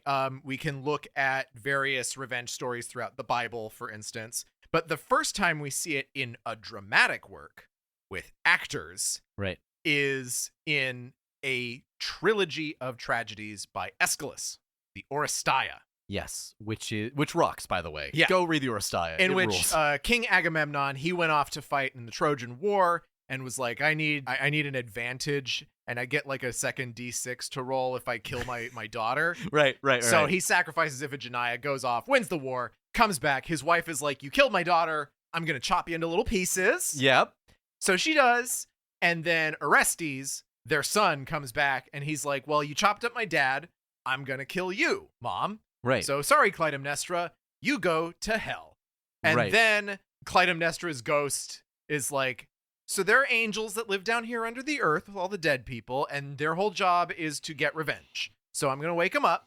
I'm going to tell them to get revenge on you. This is the old way. This is the old understanding of things. Everything will always swing back exactly. The franchise must continue. And Orestes runs all the way to Athens, where this play gets written hundreds of years later. Yeah. And Athena herself shows up and is like, oh, the goddess? Yes. Oh, I've heard of her. She shows up and she's like, okay, we're going to get all these avenging angels together, and then also some fine upstanding members of the community, and we're going to do a trial by jury, by which Orestes is found innocent. And they say, this, Athens, this is the way that we're going to do it. We are the ideal of Greeks. We are not like those nasty, nasty Spartans. That's a huge dub, by the way, for Orestes. He kind of, yeah, he got away with it. He's so lucky. Matricide can't stick to that guy. This is what Athens is. This is how we have settled ourselves. This is how we are different from these other Greek city-states. Right. You can see other sort of revenge tragedies like Hamlet being not necessarily England defining itself, but you can see how values are shifting. Yes. You take this old Danish story about a guy who gets shipped off and he comes back and wraps everyone in a tapestry and sets them on fire. And then you have this guy who is confronted with a ghost who's like, I'm in hell because I died with all my sins still on me. Right. Through my ear. Right. And you have to do something about it. And Hamlet is like, no, I am a modern man. And so Hamlet is all about, figuring it out. It's like finding the philosophy of it all, finding when it is justified and when it is best to do it. And then he wastes his opportunity because he doesn't want Claudius to go to heaven, not realizing that Claudius could never go to heaven at this point. Right. And it's also like originally there was a ghost Joel in this game. No, there wasn't. Yes, there was. No, you can't lie to me like that. And they cut it because Neil Druckmann said it was too campy. And I was just like, but that's also the other problem here. The problem with not having a ghost Joel in this game to motivate Ellie to keep doing her revenges. It would be like taking... I'm doing my revenges, Daddy. I'm doing my revenges. It would be taking King Hamlet out of Hamlet. Because it's very difficult to motivate Ellie to keep doing this, right? Well, I don't... unless she's just built that way. You assume I just don't buy that it. the drive for the revenge and this type of revenge is something that is deep-seated in every person. That it is a baseline of humanity. And that is something that Neil Druckmann clearly believes to be true. Yeah. Right. They also treat revenge as addiction, which I find to be a very complicated analogy. Yeah. Well, and what I will say is I talked about zombie movies and Westerns, which is what The Last of Us was drawing off of the first time around. And this time, they're bringing in also like noir and specifically like Coen Brothers movies, like stories about people who only have a little bit of information and they never get the full picture, like Blood Simple or No Country for Old Men. Or Burn After Reading. Yes, in the comical version of that. Yeah. And they're also working off of another, as we said, True Grit before, another John Wayne movie, not Rooster Cogburn, unfortunately for everyone in this story, but The Searchers. The Searchers is another, because it's a Western, it's about how do we create our unique American society? What sets us apart from the primitive urges? Right. And I think that Western is a really important thing to point up, because when you talk about sort of the mono-narrative of the Western, it's about how we can preserve our civilized society against the marauding savages. Yes. Right. And sometimes we are the marauding savages. Yeah. Because not because the settler project has made us particularly bloodthirsty, but because we have simply been removed from society itself and our base urges emerge from that. And then we have to feel really, really bad about it. Yeah. Yeah. But it's gorgeously shot. What a picture, The Searchers. Right. And this game, also gorgeously shot, I think. And you're going to feel really, really bad about it. So we'll get a little bit more into the addiction metaphor next week, because that's when it really rears its head in the back half of this game. But we'll begin with our fearsome twosome. You'll remember Ellie and gruesome Dina. twosome. Our gruesome twosome. Our gruesome foursome and our fearsome twosome. Yes. Ellie and Dina are riding toward Seattle, and they eventually make their way into the Seattle QZ zone. Or Quarantine zone. QZ zone. It's the ATM machine. If you remember, from The Last of Us 1, the whole U.S. became a military dictatorship. Under or rather Fedra. like a series of military dictatorship. It seems like overall the centralization broke down over time. Yes. But you had, Fedra, the new military entity that is still in control of Boston. When you got to Pittsburgh in the game, or I think it's Jefferson City in the TV show, that had all broken down, and then there was a revolution that turned out to be just as bad, if not worse. They went too far. The military More people said they went too far. But also interesting, right? An occupying military presence foisted upon a populace that is not very good for that area, much like, I don't know, the British Mandate in Palestine. We reached the QZ, and it turns out that the Fireflies, who we will remember, all they wanted was the 3 branches of government back. That was what they were fighting for. That's right. They were New Hampshireites. Yes. They were New Ham hobbits. they were full-blown, just like 1786 libertarians. Bringing back, they were all Unitarian Universalists, and they were like, we're going to bring back the like John Adams ideal of governance. I need my checks, and I also really need my balances. I'll carry ya, Mr. Ellie. Up the mountain, I'll carry ya. So they reach the Seattle QZ, and the Fireflies. Samwise QZ? No? Okay, oh my God. Anyway. The Fireflies have disbanded at this point, right? They have lost. Joel killed them all, and they were just like, there is no hope left. Joel the did light a mass is gone. shooting at a hospital and killed the one guy who could allegedly make the fungus vaccine. So they split off into several splinter groups, right? Or they joined other factions across this country, and we learn a little bit about them, right? Yeah. That there's a band of like bigamists in New Mexico who are like roving around. We'll talk at the about speed of some sound. of that again in the second episode where I bring up the Searchers. Right. But a certain faction, the Salt Lake City crew, that of the remaining Fireflies that were left there, join up with the WLF. And the WLF lead a revolution against Phaedra and have now taken over Seattle. So we get, you have to power a generator in order to get past this gate, right? I remember the generators, the pull string puzzles from the first game. You do this maybe 3 times. Yeah, just as a nice little throwback, and then they're like, we're done with this. And speaking of being done with, introducing a thing and then being done with it, we get a mini open world. Yes. In order to go get like the fuel for this generator. And this is so fun. You are so unbelievably incorrect on this. I hated this. Really? Yeah, I thought it was fine. Okay. Totally Well, we've got the whole spectrum. I would like the whole game to be this, honestly. It did make me think of whatever it was, the Pokemon games. The first one's on the Switch, where it's just like, we have an open world area, and the rest of the map is literally a straight line. Yes, yes. Yeah, you get on your horse, you get off your horse, you look at a place, you get on your horse, you get off your horse, you look at a place. You have a map. This is the only time you have a map in the game, and then you hold the select or the trackpad to look at your map.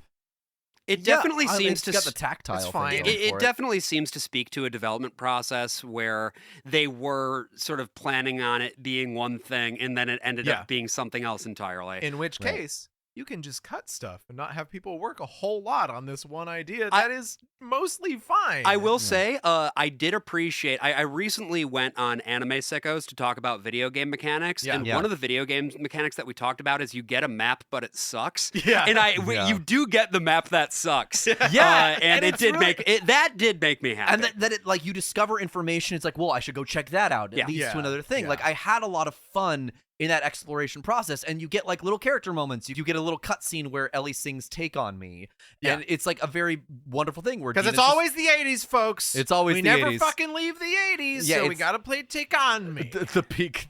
It's a good song of American culture. It is a very good song. Yeah, and but that's Swedish. Yeah, but it's like Swedish band, aha. Oh yeah.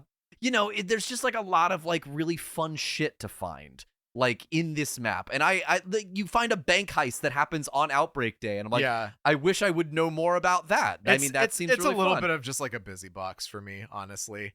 Because it's keeping you from getting to the rest of the story.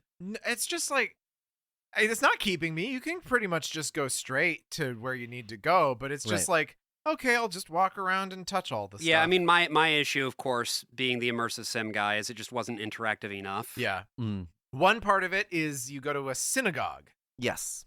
And you speedrun Judaism. Yeah, this is based on a real synagogue in Seattle. What was it's really, gorgeously rendered. This is really interesting that I saw, I think in the commentary for this game, is that they actually talked to the devs over at Sucker Punch, who made infamous Second Son, which is set in Seattle, and they had done a whole like Seattle map for that. So they just got their map. Oh, wow. And imported it into their engine and then started doing all kinds of crazy shit with it to make a linear game. Right. But like some of the remnants of that are around, and like some buildings that are straight up just like, yeah, that's how that looks in Seattle. Yeah. And one of them, of course, being this synagogue, right, that you walk into. And it's got kind of a whole history. It became a food distribution center. Yeah. It's pretty locked down. Like there are some zombies around it, but none inside of it. No, it is a sanctuary. Yeah. Right. And Dina decides to teach Ellie's. And Dina decides to catch Ellie up on several thousand years of Judaism. This place brings back a lot of memories. My sister used to drag me to a synagogue all the time. You never struck me as much of a believer. Nah, but I like coming from a long line of survivors. You mean after Outbreak Day? That, and the Inquisition, and the Holocaust. My family always made it out alive. Barely. Do you still pray? Sometimes. Really? When? I said one when we left Jackson. I said one at Joel's grave. Sometimes I just say little ones to myself. Does it help? I think it calms me. Helps me put things in perspective. It's a way to deal with grief. A way to show respect. It's what I know. What's this? Oh, this is the Torah. The what? It's scripture. It's like a Jewish Bible. My sister would have flipped for this. The one we used in New Mexico was half burnt. 5774? Are we in the future? No, doofus. That's a Hebrew calendar. For the new year, my sister used to give me an apple dipped in honey. Ugh, now I'm craving it. Oof, that does sound pretty good. Jewish holidays are all about food. And celebrating not getting annihilated by our enemies. A long line of survivors. Exactly. So I really genuinely love a lot of this, right? It is a little basic, and I think in other hands it would come across pretty like, oh, is that a Torah over there? Yeah. You know? Well, I think it could be even more interesting. Now, Ellie has an education. They've established that in the game. But if like Ellie was like, what's the Holocaust? Right? Because we're 20 years. She has lived her entire life in a totally different world where a lot of history, a lot of ideas are not being conveyed to people in the same way that we would grow up with, you know, and have an education on. Yeah. To like have that kind of like disconnection from the old world. Those are the points that I find the most interesting in this game.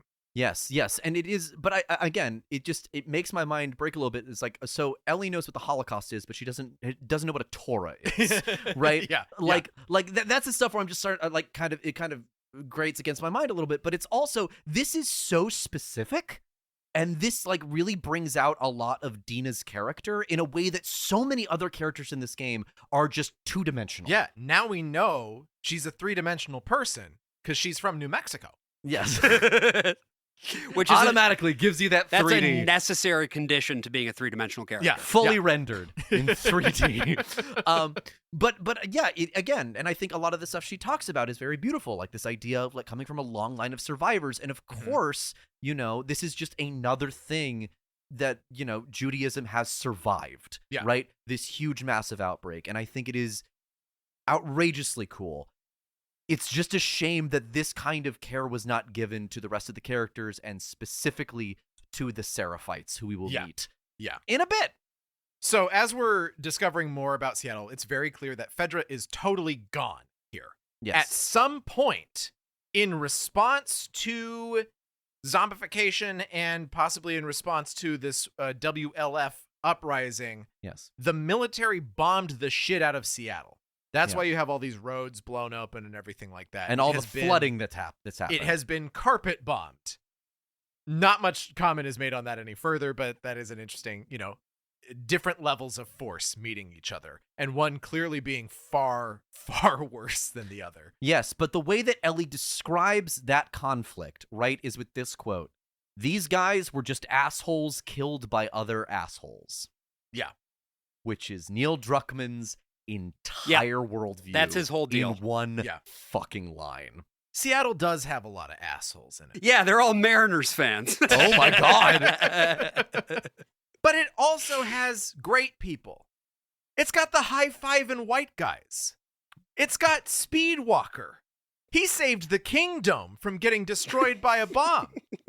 I don't know what you're talking about. It's got Sluggy, everyone's favorite pet. It's got Billy Kwan, who teaches you manners by Sunday hitting Night you Live a bunch. or whatever. This is that fucking Sunday show that you No, love it's just so called much. Almost Live. Almost Live. okay. It aired on And it gave us Sundays. Bill Nye and Joel McHale. Right. And the guy who is the announcer for Super Smash Brothers Brawl, I just learned today. So you show some respect to John Keister. I found it very frustrating because I was just so like, okay, now they want me to find the exit so I can go on to the next thing. And this is the thing about Naughty Dog design that just bothers me in general is the game of find the exit.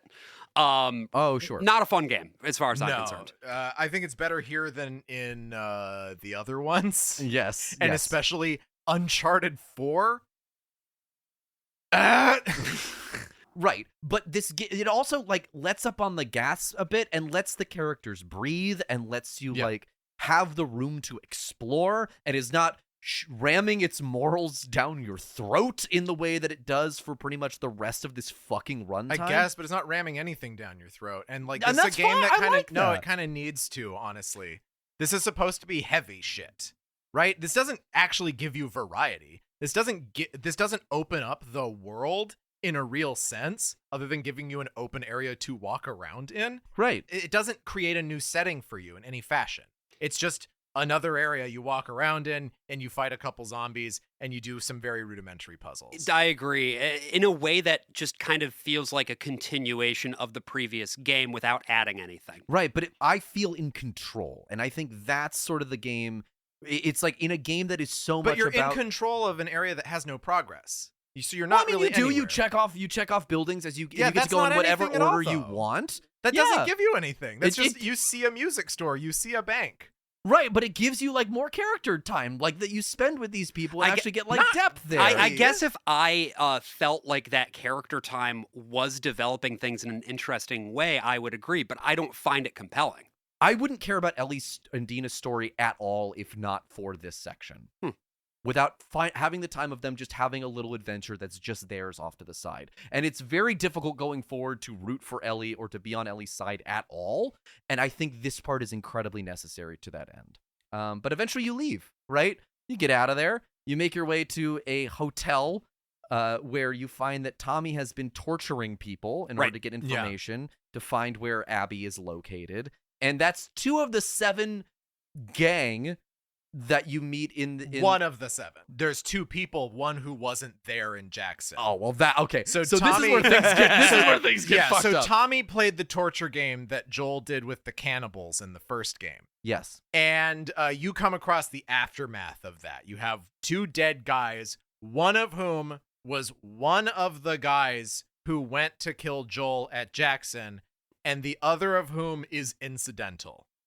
But also the first guy is also incidental. He had maybe a line, and you'd be hard-pressed to remember his face. And I think in a lot of other revenge narratives, or especially if you're playing a video game, each one of the people who were there would have their own distinct personality, their own gimmick of some kind. They straight up gave us levels with Abby and only really showed us Owen that whole time. Right, There's like right. a little bit of like, okay, one guy got cut in the face. We'll recognize him later. Right. That's it. Yeah. It's really banking a lot on you wanting to know, like, oh, who's the next one I'm going to come across in a way that just I did not feel at all. No. Instead, it's just like, okay, I guess this is the quest marker now. I need to go keep, because to me it was But like, I think, honestly, yeah, that is an intended thing. yeah, You're coming Right. across someone who is not actually important each time you're making this Right, progress. right. Because the wolves are occupying a totally different story, right. which again, we will get to later. But basically, what I'll just say right now is they killed Joel and now they've got other stuff going on. Yeah. And That's the Joel much thing more is like, important. yeah, that kind of sucks. Some people are angry about it, but like, it's not that big of a deal. Yeah. Not to them. No. Not to yes. them. It needs, of is course- to Abby, and we'll talk more about that later as well. But it's not that important to everybody else in the community. Yeah. Right. And, you know, Ellie and Dina have a thing where they discuss, like, who could have possibly who killed Joel? Like, what was the motivation behind it? Right. And Joel had done so many bad things, not just the mass shooting at the hospital, but as his early life as a highwayman, right? He killed And so many people. That's their first point is like, oh, this must have been some guys from like before I was even born. Like Right. this is some beef from so far back that we have no connection to it. All we care about is just avenging the death. Right. And so you go back outside and you hop on your horse Shimmer and look, you know, we've gone a good while in this game. Oh boy, have we? Without talking. Hold on, Brian. Let me Oh, I set know. this up. I'm just hovering. Let me just set this up. I'm just hovering. It's been a long time not talking about any of the horses in this game. So you know what? Maybe. Oh, what's that sound? What's that sound? I don't What's know, that sound, AJ. AJ? What's that sound? What is that sound? Ooh, yeah. AJ's horse. Oh god. Oh god. They killed Ship. Listeners, Oh. I think it's time for a new segment. Oh. This is AJ's horse mourner. Oh no! AJ's horse mourner.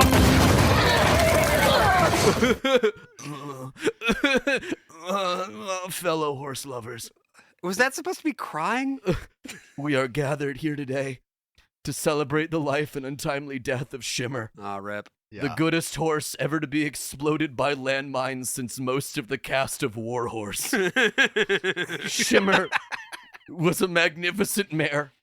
She had ears that went whip whip, hooves that went clop clop, and an ass that could crush a soda can. Bro. Most asses can crush soda cans. Let us never forget Any her human ass could do this. as she transfers from this life to the next, and always remember the lesson she gave her life to teach us. I don't want to know what this lesson is. Never step on landmines. Oh, that actually is a good lesson. Farewell, Shimmer. You are now and forever a spirit stallion of the Shimmeron. This has been AJ's horse mourner. Oh no! AJ's horse mourner. It really does happen like that. You're just like, Yeah. I'm doing the Here the I go game, on my the horse. game sure loves to Whee! have little surprises for you, and this Yeah. is one of those. And It's it- just like, boom, and now you're kidnapped. And it wants you to feel so bad about this horse dying, too. Yeah, Yeah. and that was actually apparently Neil Druckmann's suggestion. Spoilers for the game Ghost of Tsushima, but that was Neil Druckmann's suggestion. Like, you got to kill the horse. Yeah, you gotta, I guess. I mean, again, The in man terms likes of killing horses. in terms of horse deaths, like the certainly doesn't even hold a candle to Red Dead Redemption 2. No. no, No. that's a real horse death. Yes. Although this game makes up for it with other animal deaths later. We'll get So, there. Yeah. so now you So are many kidnapped, dogs. and you find yourself in like an elementary school. Yes. Or, once was an elementary school. Right. And the guy whose face you cut with your knife, Whoa. he's there. And he's like, His remember name me? is Mike. It is? Is it? It is Mike. Okay. His Okay. name is Mike. I wasn't sure. I wasn't sure either. Yeah, and she's like, yeah, I found you easily. I just asked, where's the guy with the bitch face? With the bitch scar? Everyone is so immediately antagonistic Yeah. in this game. It's Yeah. like he so has the silly. gun in her eyeball at this point. And this is actually really fun. You have another guy come in who, again, unrelated to the whole thing. He's Yeah. just another, they call themselves wolves. WLF. They're wolves.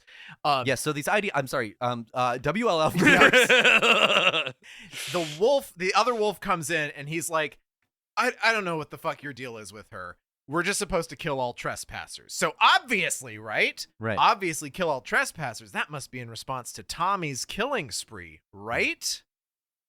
So, then as they're like, we're just gonna kill the bitch. Everyone's saying bitch a lot in this game. Right. Well, because it's edgy. So Dina, this is really fun. It's kind of comedic, honestly, and it could have been funnier. It almost feels like a gemstone sequence. Dina is on the skylight of this school and she starts shooting through it. She kills the one guy. The other dude turns around. He blasts through the skylight and she falls to the floor. Right. They have one of those like Resident Evil 4 sequences where you rapidly press buttons to save in order to reach for the glass. It's the Final Fantasy VII thing where you're trying to get Final out Fantasy of the VII is poison exactly room. what I was thinking of. It feels very silly. It's supposed to feel very like, oh, this is real drama, Yeah. but it's kind of corny. Well, I mean, it just makes me think of Eric Andre throwing his wife in the trunk out of the window of their cabin, and then she's like, "Oh God." Yeah. But you stab this guy. You stab this guy fully in the neck, and you watch him die. Because for some reason, Ellie stabs everyone in the neck. Yeah. It's a strange recurring theme that's just generally a very hard place to hit if you're in the middle of a fight, is just right. But she Well, not for always her. gets right in the neck every time. Right. Because it's the most gruesome, right? You I see guess. like Yes. the blood flowing out. You see the terror in the eyes. But I the do lights like some fade. variety, Neil. Yeah, but Neil likes his arterial spray. There are Yeah. arteries everywhere.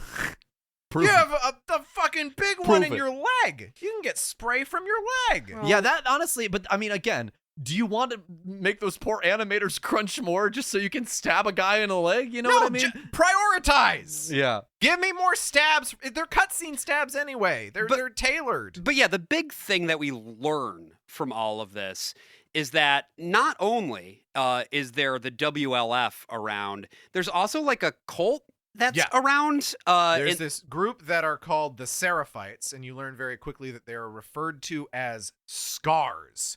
So yeah, that's because they have these distinctive scars on their faces. Yes. And they have like, there are various symbols. You learn a little bit. There's like a prophet. All of this started in Queen Anne, which is a neighborhood that's very close to downtown Seattle. And it seems to have attracted a lot of the immigrant community, I think. One of the letters sort of implies that. Right. While all of this other conflict was going on. So it became like, yeah, you had the military control, then you had different groups rising up against it, and then fighting against each other, different philosophies, different territory being held, until eventually they have their own land apart from each other with occasional warfare. And the thing that we pretty quickly come to learn about these Seraphites, these scars, is that they're very violent. In fact, when we get to the TV station, which is the next like location that we go to, there's all of these people who are just fucking strung up. And it's very clear that it was not the WLF that did this, nor was it Tommy. Right. And Because Tommy wouldn't do something like that. Yeah, because you're finding bodies. You find like Tommy's dead horse. Yes. No, you're not mourning that horse? You I didn't mourn know that one horse. Okay. I don't know that horse. He didn't have a relationship I with had that a horse. relationship with that horse. That horse has been mostly eaten by zombies at this point, but you also find a lot of bodies filled with arrows. Yeah. And it's a little confusing because it's also when you get the bow and arrow and then you come across like the letters of this one guy who shoots arrows a The bunch. super archer man. The But then when green you arrow. find him, he's been a zombie for a while, so he's not the one who's been killing all those zombies or people. And then once you get to the TV station, you see that the scars have totally run it over. They have all the bodies hanging up in the lobby. Yeah. There's traps outside. Yeah. So many traps outside. Like it's horrible. It's such carnage. They were all in the middle of getting John Keister's next sketch comedy show started. This one was going to be a hit. One of those people hanging? John Keister. Another one? John Keister, Bill Nye. Yeah. Oh, no! And Joel McHale. They're all dead. Joel! They killed Joel! The soup was never made in this universe. Oh, What a shame. How are these white guys going to high five now? This really was the week of the week. Every Seattle fan that's listening to this is going nuts right now. I mean, it's just like hooting, hollering. When you're riding that horse and then you just crash it, it's like, what did you do? Go to Ballard Driving Academy? Yeah, got him, I guess. Yeah. Wow. What kind of thing could you even do to piss off the scars this bad? sell tap water on Mercer Island. This is not a joke. Brian has a literal handheld list of things It to kind of reference. looks like a receipt. Yeah. Did you write this on a receipt? Well, and this is part of the problem. I was really hoping that this TV station was modeled on King TV, which produced Almost Live. Yeah. It is not. Damn. It is Oh, modeled shoot. off of the other TV station. But anyway, so once you get to the top of this TV station, you get to like the executive office, which is, I guess, where they just hung out. Yeah. And you come across this wolf who you learned to track down because she sent a Polaroid of her with her titty out to the guy whose face you slashed up. Right.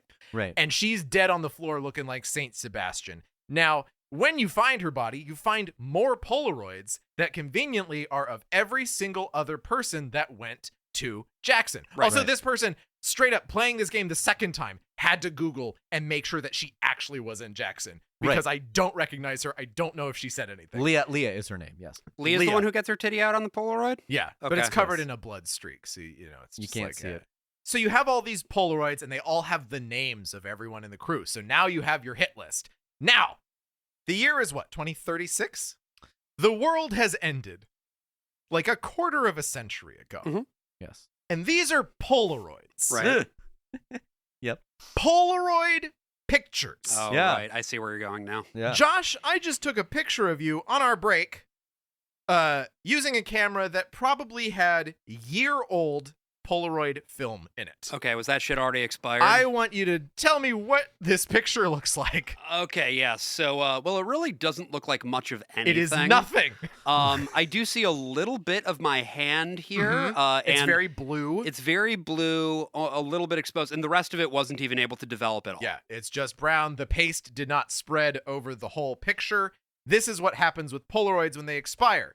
If we are a quarter of the century past 2013, people could still be taking pictures on any number of formats, including just regular film that would be expired, but could be developed as pictures. And we even see later in the game that someone has a darkroom set up in their bedroom where they take regular pictures that they print up. But no, the actual photos that are key to this whole fucking thing are Polaroids, which just straight up would not fucking work unless the Netherlands were just not hit by the Zombocom pandemic and somehow they're still shipping this film to the United States of America. All right, Naughty Dog, you're on fucking notice. That's right. It is time Yes. for you to apologize to your crimes against. Apologize to your crimes. Apologize to your crimes. Did I say to your crimes?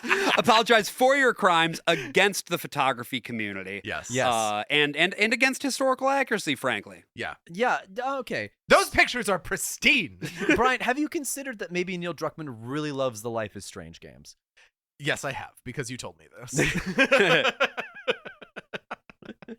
So yeah, this is our call to. Well, it's not our call to adventure, It's our call to action. It's our call to action, I suppose. It's It's our like call to We have action our hit adventure. list now, Yeah. right? exactly. We're gonna get every single one of these guys, but we need more drama.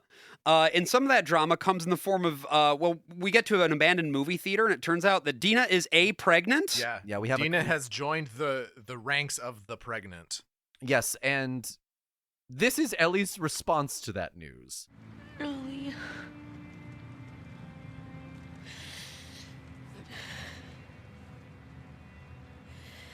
I think I'm pregnant. What? Don't worry, it's not yours. What are we supposed to do now? Nothing. I just need to rest for a second. Are you fucking kidding? How long have you known? I was late a few weeks ago. A few weeks? We could have still turned back. I didn't know. I wasn't sure, okay? I didn't want to be a burden. Well, you're a burden now, aren't you? Devastating. Mostly because I'm a huge fan of Dina, but it's also the first time that Ellie really shows like the true evil sort of lurking underneath her. I don't know. I find it it's rare to see a female character in a video game allowed to behave like this, to be this monstrous. But I to guess. me, it doesn't make sense at this point in the plot for her to be acting this way. It doesn't seem to. line up with what we know about her so far, Right. as I see it. And you could argue that that's just like, oh, now we're starting to see her true colors or whatever. But to me, it just felt like we need to add some additional drama and raise the stakes right now. So we're going to throw a wedge between these two. We also need a reason why Dina can't accompany us on any of these future expeditions. Yeah. Right? To me, it feels Yeah. contrived. Yeah. There are a lot of moments where it's like, well, we have to split the characters up. Well, we have to bring the characters back together so that sometimes you have a partner and Right. sometimes you don't have a partner. Yeah.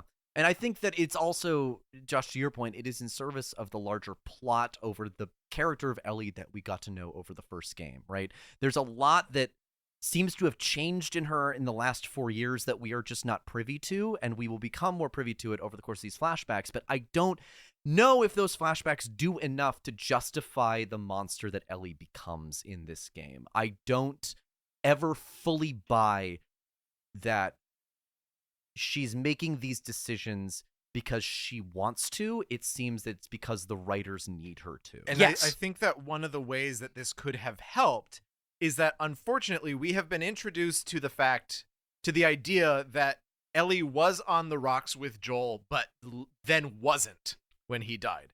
Right. As opposed to everything is up in the air. She hasn't talked to him. Last thing she said to him was something horrible. Right. They Right. haven't spoken to each other. And then he dies because she failed him. 'Cause and then- she never was his daughter anymore. And then it's like, well, I have to set this right. You know? And when you're in that situation of unresolved grief, it's very, very easy to take those emotions out on other people. Yeah. I think it makes more sense if that is where we're at. Right. But for me, that line when she says, "We're fine, we're cool," or whatever, I thought she was lying. So I took it as more that they were not at all good, and she was just saying that to appease Maria. Their relationship was much more up in the air for then me. they could have just not given her that line. Again, we see these moments, we see these emotional. They could have done some misdirection like they like to do and Right. shown us the flashback where things go sour with Joel before he dies. You know, there Right. are a number of different things that you can tell. They're like, well, okay, we're going to put the scene over here. Now we're going to put it over here. We're going to see what kind of has the most effect. And I don't think they found it. I don't think they because landed on it exactly. I with the agree, puzzle actually, pieces. that with the benefit of hindsight, having played the remainder of the first half of this game, Yeah. it does inform that moment. But the problem is when you're taking it in the order that the narrative presents it, Right. it's not as strong. Yeah, exactly. Yes, and, you know, speaking of those narrative puzzle pieces, we now get a flashback to the dinosaur museum that Right. we had Mhm. referenced earlier when you're searching Joel's house. I think this is a genuinely marvelous little walk and talk. I Yeah. think it's a great little break from the action. I think it's cute. I think it's all like the best parts of the walk and talks It's of the first game. Classic Last of Us stuff. They do a little bit right at the beginning where Joel pushes you into water. Ellie can swim now, right? One of the major puzzles of the first game was always finding a way to get Ellie across bodies of water because she was afraid of water and she couldn't swim. Oh, imagine if she had a counterpart who was afraid of something else. Yeah. Interesting, that. And now she can swim. Yes. And you go to this dinosaur museum that also has some space stuff. You interact with objects. There are hats lying around. There's an orrery. And Yeah. Joel is very excited because, like, he's discovered this place. And Ellie at this point is still, I mean, she's not a child anymore, but she still has a bit of a childlike She's still like high disposition. school age in this Yeah. flashback. Yeah. And this is the opportunity for Joel to show her this thing that he's discovered Yeah. that he knows she will find uniquely interesting. And he puts her inside of this old space capsule, and he has somehow procured. And this is one of those things where I'm like, I really don't worry about the dramaturgy of Yeah, like, no, where, it's whatever. where he found it. It doesn't fucking matter. Doesn't matter. because ta- it's that so doesn't gorgeous matter what so much happens because with you can it. find a tape anywhere. I do wonder about the batteries. For the Walkman. But again, you forgive it because it's such a beautiful moment that he puts a little helmet on her, and they Yeah. sit in this space capsule, and you hear this space launch, and then you get this. Yeah, you thing hear from the Ellie's launch perspective. of the Apollo 11 in Yeah. 1969. Because she is now wearing headphones that are hooked up to this Walkman, and she is listening to a mixtape that Joel has made for her Yeah. as she is sitting in this capsule, this launch capsule Yeah. of an old Apollo spacecraft. Well, this is a This is a Mercury capsule. Mercury capsule. Sorry. Thank you, Brian. Yeah, but as the tape goes on and as the ship launches into space, all of a sudden everything around her starts behaving as if she were launching into space, and we're fully in her imagination in the same way that they did with the arcade and the DLC. From the first game in Left Behind. You get to see her sort of floating in space, and this huge smile comes across her face, and the music swells, and it's fucking beautiful. Yeah, finally they found something. Finally, we found a little bit of variety in this storytelling, and it's marvelous. And then immediately after the music fades, we get this exchange when Ellie looks over to Joel, who is sitting next to her. I do okay. Are you fucking kidding me? You're welcome, kiddo. And that's where it should have cut to fucking black, and we should have gone back to the fucking present. Nope, it's got to be grim. It's got to be grim. You got to remember that we're in a grim world that's so dark. But it would be so much more effective if we just cut back to the present, and that's gone now because he's fucking gone. That's the whole moment, and they're actually generally pretty good at that in these games, with like just ending on the big moment. You kind of do a noise, black, next scene, we're sad again.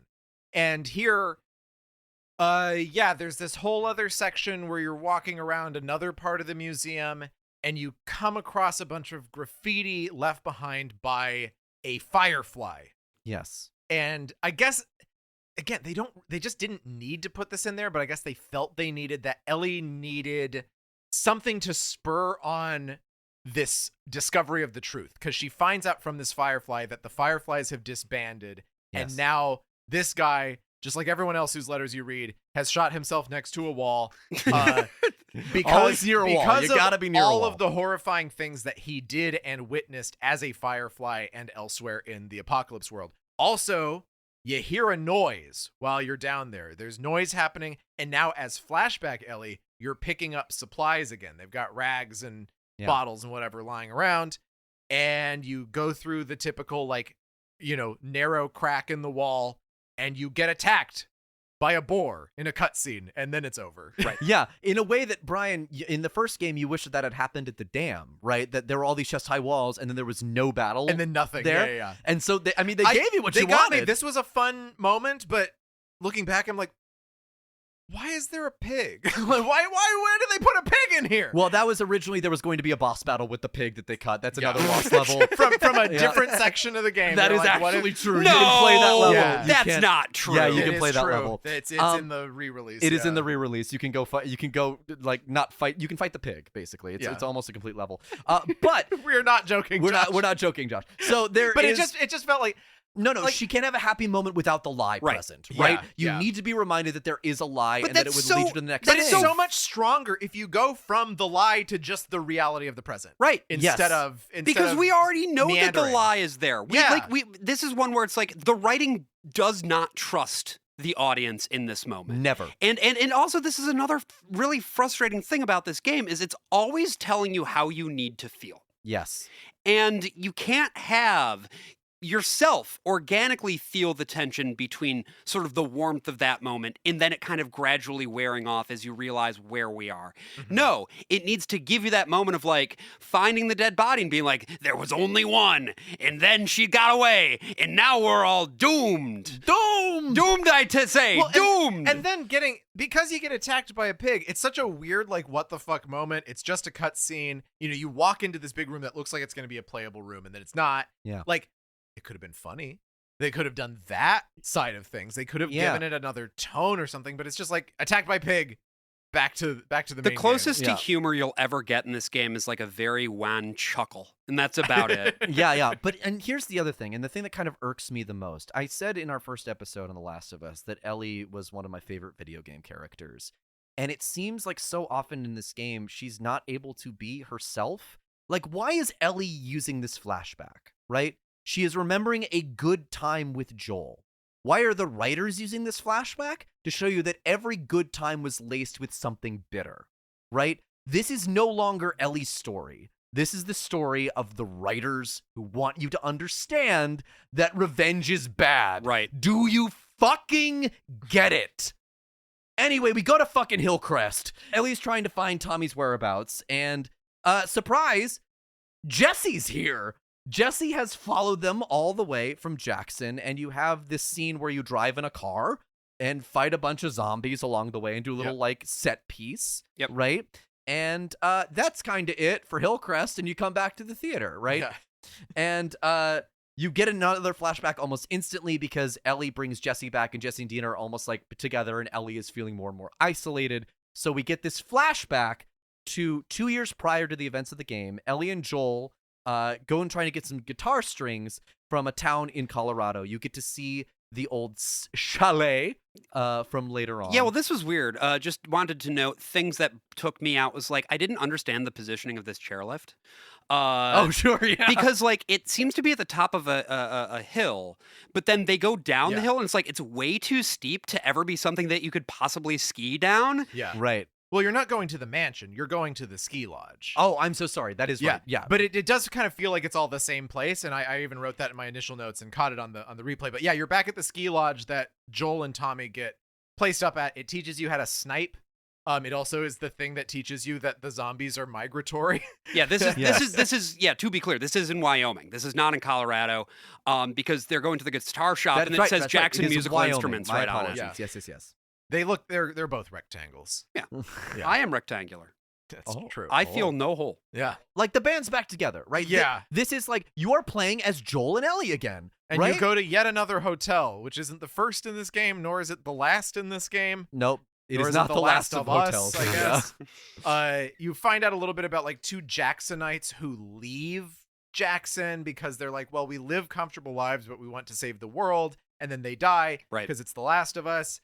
And once again, you discover a body, and there's a note next to it, and you read the note. It's I killed her, and now I'm gonna die because I can't. And this does the exact same beat, yes, as the second part of the museum scene, and that was 2 scenes ago. Yeah, like so. Again, we have Ellie like confront Joel and be like, tell me the fucking truth about what happened. Joel completely gaslights her. I clipped this scene. There's too many pauses in it for it to actually play. All you have to know is that he deflects and actually gets to say the thing he has rehearsed 1,000 times before, which is, there is no cure. Right. Yeah. This was never going to work. And which is also scientifically accurate.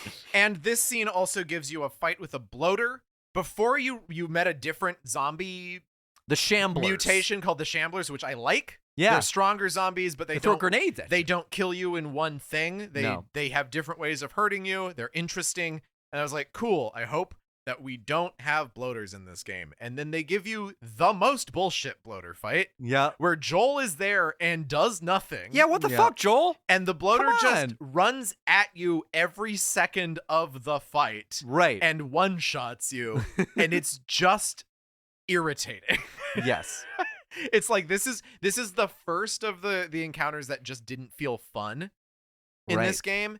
Ellie gets the clue that she has to now go to the hospital. Why does she have to go to the hospital? Like, is this just because the game needs you to go to the hospital? This was because at the theater that they are holed up at in Seattle. Right. Yes. They took over a little theater. It's got this fun like scene shop in the back and everything. I loved that. It's really good design. Because this is a wolf territory, there was an old wolf radio up on top. This is one of the few cases of someone who's like, you read one note, and you're like, oh, he's turning zombie. And he's like, no, I was just sick and I'm better now. Anyway, time to plug in these big things with frayed cords next to this very wet puddle. And then he fries himself. It's like it's electrified by you. Kind of a joke. Yeah, sure. Dina has been spending all night listening to the radio communications between wolves and found out that there's something important about this place. Right. And so Ellie makes her way over there. We do some platforming stuff over a lot of raging waters. And eventually you make your way to a park and you have your first fight with the Seraphites. This area is so cool. I think, was this the area that was used for the E3 demo?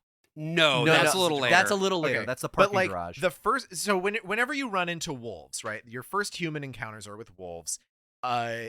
You'll find that like you'll kill one and then they'll discover the body and they'll be like, oh my God, it's David. Guys, David's dead. Allison, go shoot whoever did this. And then you shoot David? Allison and then he's like, no, Allison. No. It's Allison, actually, I feel so bad, Allison. My name is Jason right now. It's one of those things that's supposed to lend pathos, and it's just really, really funny. in my very experience silly. of playing the game, it felt pretty natural. I don't know. I didn't have I thought it just felt like there were these people who know each other in an area. Well, again, maybe Right. it's one of those things. Again, going back to that Anime Sickos episode I was on, I felt like I saw all of the tropes that we talked about in this game because one of Yeah. them is guards whose imagination it must have been. Yeah. Yeah. And although you don't quite get the, what was that? I guess it was just my imagination. Yeah. You Right. do hear them kind of be like, there's Scour the area. There's the Yeah. thing of where it'll be like, no, there's a dead body right there. Like Yeah. you didn't see that dead body that is very clearly right there, and you're just walking around. It's And so when you deal with Seraphites, they communicate with each other using whistles. Yeah. Different Yes. styles of whistles. Like they're Georg von Trapp. Yes! And it's great. This is the actual, because the zombies aren't scary, really. This is the scary bit. right. This yeah, is because really fucking spooky. You walk up and they are hanging someone up Mm-hmm. and disemboweling them in front of your eyes. Like Right. you're in this like tall grass and crawling through a park. The mist has sort of settled, and yeah, it's just very spooky. And you then- get shot with an arrow. and then one of them whistles. Yeah. And then after that, one of them steps forward and says, "I'm Brigitte," and then Yes. another one steps forward and says, "I'm Louisa."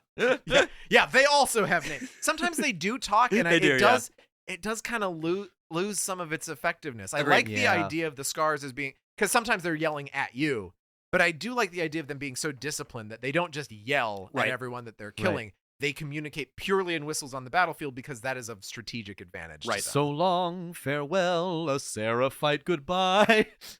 I hate I started to go this, I guess. It's my fault. and shoot you in the night. Shoot you in the eye. Oh, god damn it. So you make your way through this park battle, and it begins with the three of them just like on top of you, Yeah. and you have to like maneuver your Yeah. way around, and it's frustrating at first, Mhm. but then once you start getting into like the rhythms of it, these are the most satisfying fights in the whole game. Yeah, These these are are One really fun. Seraphites. one mechanic that they've added is tall grass, and the ability to lie you down like tall prone grass? in tall grass. Yeah. And that really can be used to strategic advantage. Speaking of somebody, obviously, I think I am of all of us the big stealth game head. Yes. I was so impressed by how much they improved the stealth mechanic. Yeah, Well, and Josh. using prone. You are the big stealth game head. Hmm. How many Metal Gear games have you played? Metal Gear? That sounds like fewer than me. But I do like, okay, so here's the thing. Here's my big problem. My first time I played this game, I didn't use the prone once because Oh. I didn't understand its importance. And then I played it again. I'm like, oh my God. It has a little pop-up that's like, you should probably prone right now. I like, know, the and I'm first few like, no, I'm times. going to do it my way. And then I Oh, played it God. with the prone, and it's so much more fun. Yeah, It is, use it as often as you have can. shrubbery of various sizes. Some you can crouch through, some you just have to like army crawl through. Yeah. It's really interesting. They've made a lot of great arenas, and if you go back to us talking about The Last of Us 1, you can hear me talk about how much I hate the combat, and how Right. much I hate those areas that just kind of throw shit at you. Right. Here it all makes a lot of sense. It could be better, I think, in some ways. It'd be nice if you could move bodies around for one thing. Be Yeah, nice- that'd be nice. Yeah, I think it would be nice to have like a little bit more of like an outside area so you can choose which way you want to come in. And if it didn't just have one exit that in Naughty Dog fashion you don't really get to know about until it's all done most of the time. Yeah, you Except do. for the couple of times we're like, run now. I love that the developers were like, you don't have to kill a single dog in this game if you don't want to, except the one where we force you to kill. But like, you can sneak past all of them. Like, in what world? Those Yeah. dogs can smell you from a million miles away. They beeline for you. Maybe I'm just bad at the game, but like, No. They're You kill a lot of dogs in this game, folks. yeah, And you do. You can choose not to, but you have to be extraordinarily that's- good at this game. Yeah, you'd have to have played it already. You'd have to know where the exit is. Yes. And usually you have to kill everyone in the arena before you know where the exit Yeah. is, right? And so you eventually exit out of this area and you make your way to the hospital. And you overhear a lot of people saying that there's one of their own has gone AWOL, and Yeah. that's really crazy. This is also a really fun fight. This one I thought was really exciting. They had their watchtowers, and you're kind of getting all around outside the hospital. And there's multiple ways to get inside the hospital, which is really lovely. It's strong level design and Yeah. allows for emergent gameplay opportunities, Yeah. which is my favorite thing. Yeah. And you end up swimming under the hospital, and you come across a young lady who is playing Hotline Miami on a PSP or a PS Vita. It's a PSP. It's just the third one. Well, it's a PS Vita because Well, the you're Vita about to is- take her Vita is away. it- So true. Is Yeah. it not portable?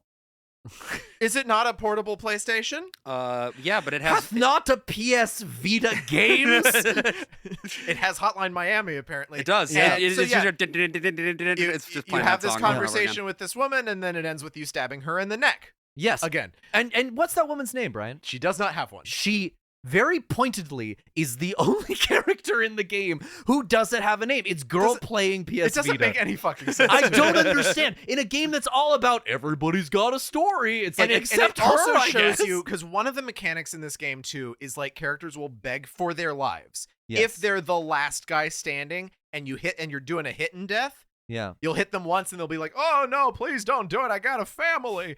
I'm Jiminy Cricket. You already killed David. Is that not enough? I mean, the thing Remember is, David? And that'll also happen with like someone, if you take them hostage, they'll beg and plead a bit. right? But Yep. if you give it enough time, they'll be like, nah, and then Right. try to shoot you again. And it's the same Right. thing with this scene. It's like she's in this, it's very tense, but because this is a game where everyone has to die in every encounter, of course you're going to stab her in the neck because she tries to stab you first. By the way, girl playing PS Vita was her name in it, like that's Yeah. her name. It's Yeah. one of those really wild. That's not a joke. No, I know, but I'm letting you know that because Mm-hmm. it's one of those really crazy examples of nominative determinism. Like she grew up her entire Oh, I life see. with this name, Oh, I girl see. playing PS Vita, and she didn't know what it really meant. But much like how many dentists are named Dennis, girl playing PS Vita, the moment the PS Vita came out, she was like, "Oh, I got this. I have achieved my life's dream. That's My right. fate is sealed. My orthodontist was named Dr. Hurt. Yeah. My dad studied dental school under a guy whose name was Dr. Toothacher. That's way. not true. Yeah. That's not Isn't that true. great? That is Wow. really good. Do you kill him in this game? So Oh no, Dr. Toothacher. where this ends up taking us is into the basement of this hospital, basically, which it turns Right. out is completely spore laden. Yeah, you find Nora, who is one of the Remember 7 people- Nora? No. No. Nora.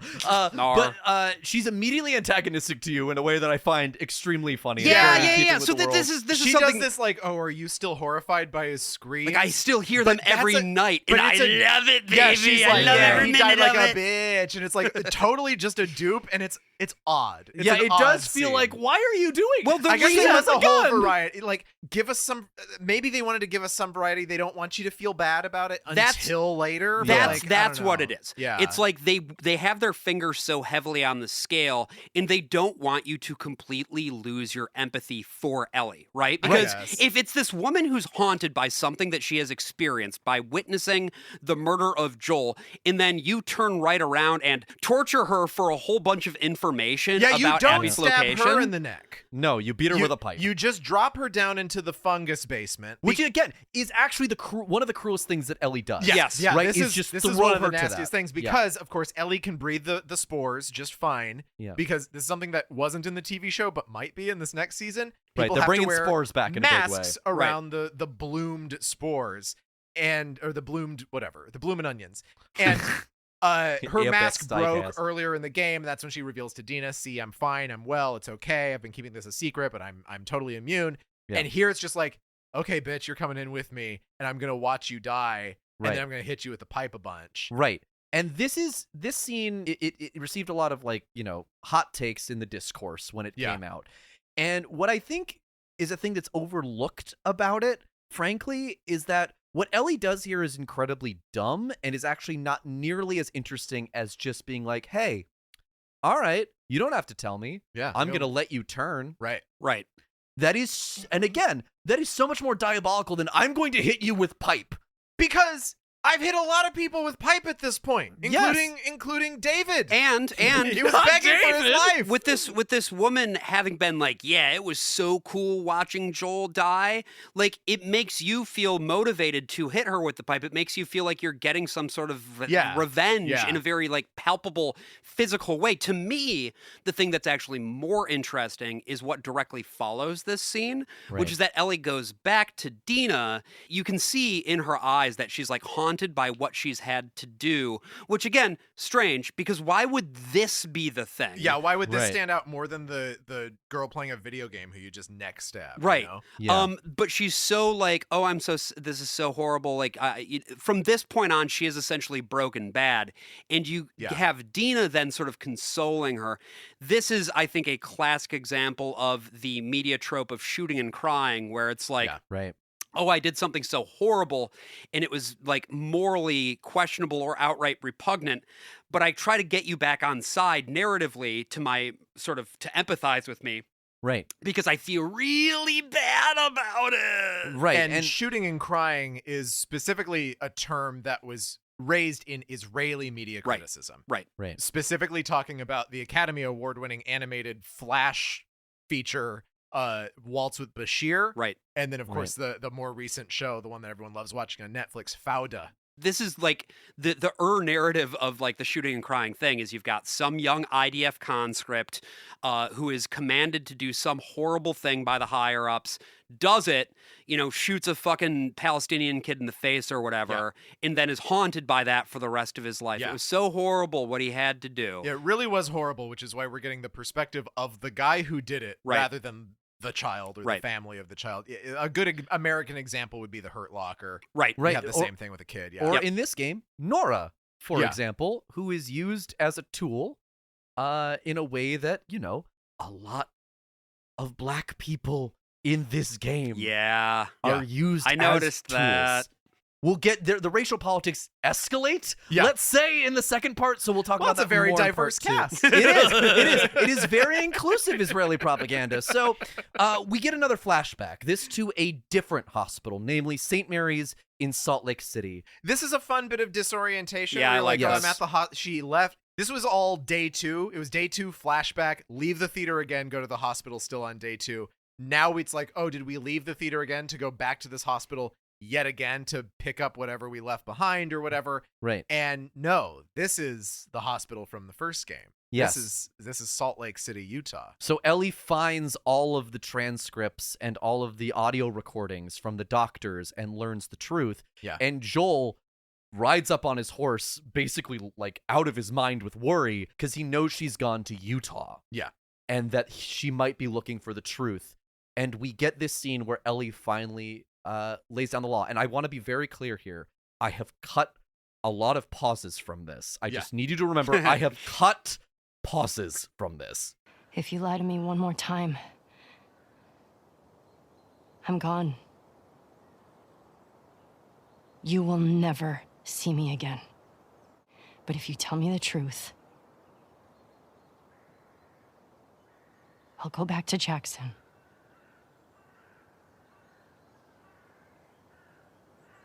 No matter what it is. Just say it.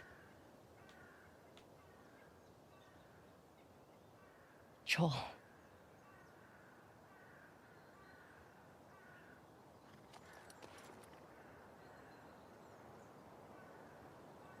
Making a vaccine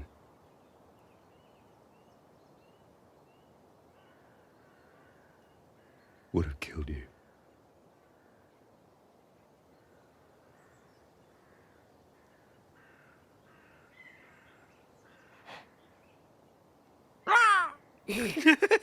So I stopped them.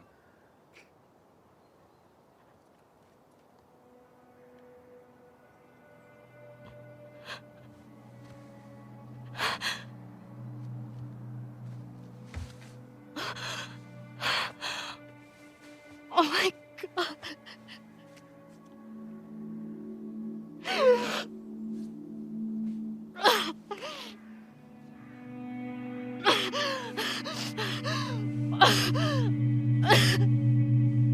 Don't you fucking touch me!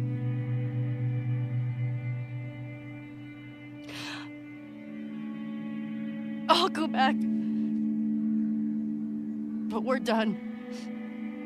A beautiful performance from Ashley Johnson here. Like, it is a full-on panic attack, and it is a remarkable piece of just video game making. Like, it is...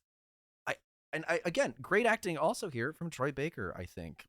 Like, in the devastation of like actually finally getting the truth out of him and how it looks like he's speaking poison into the world, I think is really remarkable. But I do think that every single scene in this that involves Ellie and Joel feels like the closing night of a play off Broadway or on Broadway, where the actors are just sitting in the You said you thought moments. that was good. You said you liked that. Yeah, I do, but I do think that they should keep the pace up. Because again, yeah, me too. That's what I'm always saying. Right, but it's also that there's people on stage. Do you know what I mean? This is still, at the end of the day, a digital avatar. There is still something that keeps There is me... no closing night. You're not watching people having their closing night. You're just watching the characters in this game. Yes. Imagine if this was the thing that you had seen them do together before he gets killed. Imagine if this was the baggage that you were carrying into his murder scene. Right.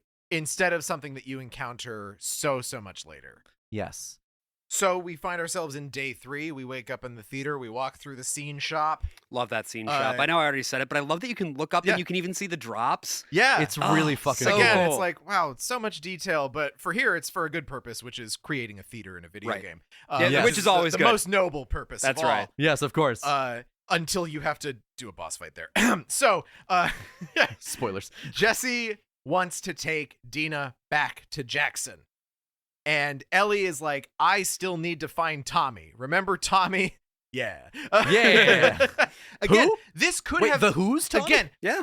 this could have been what drives her forward. Yeah. This whole time is like, well, Tommy is all I have left. This could have been the Yeah. other motivation. Yeah. Until it becomes something else. Right. Until it transforms into Ellie just needs to make them all bleed. Yeah. And instead, we've been playing this one note, and Tommy could just not be here. Mm-hmm. Right. He doesn't have to be here at all, basically. Right. But he is here somewhere. Well, and I mean, Ellie that- is going to find him. To the point of contrivance, like, the reason that you need Tommy is so that she can be like, well, I need to go to this place now because maybe that's where Tommy is. Yeah. Right. You're following his trail because you assume that he's going to be the one who's going to be able to track Abby. Right. And so you follow him on his trail. You take Jesse with you. Yep. And There's a really interesting moment in a bookstore. You get to the Yeah. children's section Yeah. of the bookstore. This is just during one of the big open, walking around areas. But you get to this children's section of the bookstore, and Jesse's like, there's a lot of mushrooms here in the decoration. It's kind of Alice in Wonderland stuff. And he's like, that's pretty fucked up. Don't you think? yeah. Because he can't conceive of a world Yeah. where mushrooms are are- not just this disgusting, Right. evil Thing you that know, you destroyed don't us. joke about that sort of Right. thing. And Ellie's like, I just don't think it really meant anything to anyone Right. back then. It's just like walking into a kid's bookstore and just seeing a whole bunch of Twin Towers everywhere. Uh-huh. Yeah. You know what I mean? Like, it really is like... It's a very wonderful little moment of world Yeah. building. And one of the few, so I wanted to point it Yeah, out. yeah. But yeah, Jesse even raises this point of like, are you sure that like this isn't just gonna fall on Jackson? Because you have killed so many fucking NPCs at this point. David! Poor David. They're going to raid Jackson and scream, for David! But no, they're not. It's like, they're not important. You do just kill a lot of people. And we'll find out that the wolves are doing their own thing, which is why they're Yeah. not like going to ransack Jackson. Yeah, and then you get to the convention center and there's stalkers and there's invisible walls and it's kind of weird. And you use the Ferris wheel as a landmark because you're headed Right. to the marina and you're Yes. going to get to the Seattle Aquarium. Yes, which is where Abby's last known whereabouts. Yeah. Jesse and Ellie eventually split up, right? Yeah. Because Jesse is like, I know where Tommy is. And Ellie's Yeah, like, I'm going after He picked Abby. up a radio report about a sniper and he's like, that is definitely Tommy. And, And this is definitely designed so that this is one of the few things you'll forget entirely on purpose. Yeah. Because then when you get to it again in the other side of the story, it's like, what's going on here? You Yeah. know? What's the whole thing here? Yeah. And again, it's sort of like the Arrested Development season 4 thing of introducing the punchline before the setup. Yeah. Right? That's all Ellie's sort of 3 days are giving you a bunch of punchlines for setups that will come later. But Ellie takes a little boat ride. You fight another bloater, which is Yeah, a in thing an that arcade. happens. It pretends it's another like dumpster puzzle, and then you fall through a floor and you have a second bloater fight, but you have way more weapons this time, so you hit it with a couple bombs and you're good. This boat ride, by the way, this is the part where you have to kite around and sort of like use the water, go up, and then you this is eventually another get the boat. open world area. I and actually it's liked this part. Terrible. I disagree. It sucked. I thought it was very boring. And I'm with Brian on this one. This is interesting. Well, because there aren't multiple places to go ultimately, right? It's like, well, you could go back up this way, but then it's a dead end, so you have to go to the arcade. I just found I was like, it was fun to do a couple of boat things, a couple of boat pranks, and then it's just you're still doing it. I am just talking about the part where you get to hijack the boat for the first time. That thing, the setup in the mall. In the mall. That's neat enough. Yeah. I think that's cool because there's a lot of traversal that involves like it's partially flooded. Yeah. And so you can dive and you can swim to different locations and you can use stealth and swimming, regardless of whether or not you put points into swimming, which is very exciting for a guy. Very exciting, yeah. But you didn't like the open world boat area. No. Okay, good. Okay, we're all in agreement. We're all in agreement on that. This part sucks. Yeah, sorry. Deeply uncompelling. I heard boat, and I just did want to talk about that little piece of level design. That level is cool, and getting on the boat is cool. Yeah. I funneled them all to an escalator and just kept throwing Molotovs at them as well, they kept running down. Gameplay. And it's interesting because, like, you go underwater, they can still see you if you're underwater. It's can clear shoot you. enough, so you have to get even deeper underwater. That's one of the best arenas in the game. Yes. It's super, super fun. Absolutely. There was one where I died a lot, and I got to try out a lot of different strategies, and I was just having a blast. But eventually, Ellie gets to the aquarium, right? Yeah, you lose the boat. You go over the open sea, and then you have to swim. It kind of reminded me of the beginning of BioShock. Yeah. Oh, that's actually probably got something to do with it. Yeah, probably. Especially considering the whole golf club murder thing. Oh but my God, you get to the aquarium, and you assume this is going to be a wolf headquarters. That you're going to do like a big battle here. There's going to be a few people. You hear sounds. You hear the rain on the roof go plit plitty plat. Plit plitty plat. And you think, it sounds almost like it's zombies around. Yeah. Right? You're hearing clickers or something. But no, it's just rain. And you walk through these increasingly kind of surreal areas, including one area that has like drained out. So you're walking around among all of this like fake seaweed. That was really cool. I liked that. But the feeling that you have here is that, yes, this is all building toward the big showdown that is maybe going to be the end of the game. Yes. Yeah, and for people who were playing right at the top who hadn't gotten spoiled on anything, probably did feel like that. They didn't let people know that it was twice as long or 3 times as long as the original. It is twice as long. Yeah. You go up into a vent or something, and you fall down. You fall down out of the vent, and then you are immediately attacked by a dog that you are forced to kill. Yeah. You kill this dog. You walk into an operating room, and you just see bloody rags, and you're like, "What the fuck? What happened here?" Which is, I think, what Ellie says. What the fuck happened here? Yeah. And then you go and you see some sleeping quarters, and then you go back out into the hallway. And you go through a door where you hear 2 people arguing. Yes. And it's Owen and it turns out Mel. Yes. Who we've seen before and who was mentioned as being a pregnant, but you don't really know it's Mel at this point. Right. Performed by Ashley Birch. Yeah. You walk into the room and you end up killing both of them. Right. Yeah. Ellie tries to do the torture thing that Tommy and Joel do, but she's never done it before, so she does it wrong. She fucks it up. And that thing is, I'm going to give each of you something, and you need to write down a key piece of information, and if it doesn't match, but then she's like you're lying. Holding the map up to both of them and being like, you tell me first where, Yeah. And they both probably were about to give up her information, right? They say something about how Abby is probably already dead. Mm-hmm. Just tell her. Yeah. Something else is going on. You assume it still probably is related to Tommy in some way. Right. But like, you start to piece together, I haven't done much. I've been killing a lot of people, but I have not been killing the relevant people, except for one. Yeah. Well, we're about to get 2 of them out of the way real quick. Yeah. And you stab them both, and then as Owen is dying, he's like, pregnant.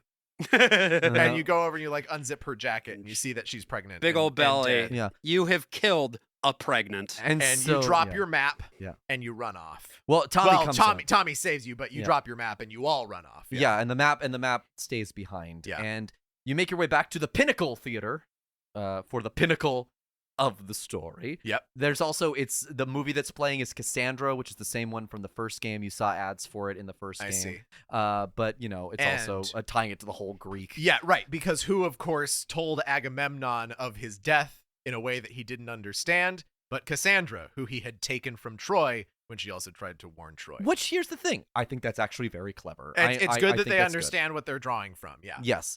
And so they make their way back to the movie theater, and Ellie finally agrees to go home, right? Goes back to Jackson. The thing about, like, not There's no more Abby, leads. There's nothing else that she can follow at this point. And also, she just killed a pregnant woman. Yeah, yeah. And she's like, you can tell that the Abby thing is still irking her. Yeah. A little bit. Like, it's still on her mind. But Tommy's like, listen, we got enough of them. Justice has been done. And I want to go home to my wife. They're all going to come after us because they're totally aware that we exist. Yeah, so we gotta fucking go. And then Tommy walks out into the main lobby, and you hear a ruckus. And so you and Jesse make your way to the lobby, and Jesse immediately dies. Bye, Jesse. Yep. This is a classic Last of Us death right here. Yep. Just We're totally back, baby! unceremonious. That guy's dead now. I mean, it was sort of telegraphed the moment that he split ways with Ellie a little earlier that Jesse was not long for this world. Yeah, Sure, but yeah. also it's like, God, I wish I knew a single thing about him. You know, like this guy I got goes, Dina pregnant. Yeah, I guess. And then Okay. you were in your living room going, "No, Jesse! Oh, Jesse's dead!" Jesse, say high five David for me when you get up there. When we reach that day. Ellie then sees that it's Abby. Yep. Standing across from her, holding a gun to her head, and we get this exchange. I know why you killed Joel. He did what he did to save me. There is no cure because of me. I am the one that you want. Just let him go.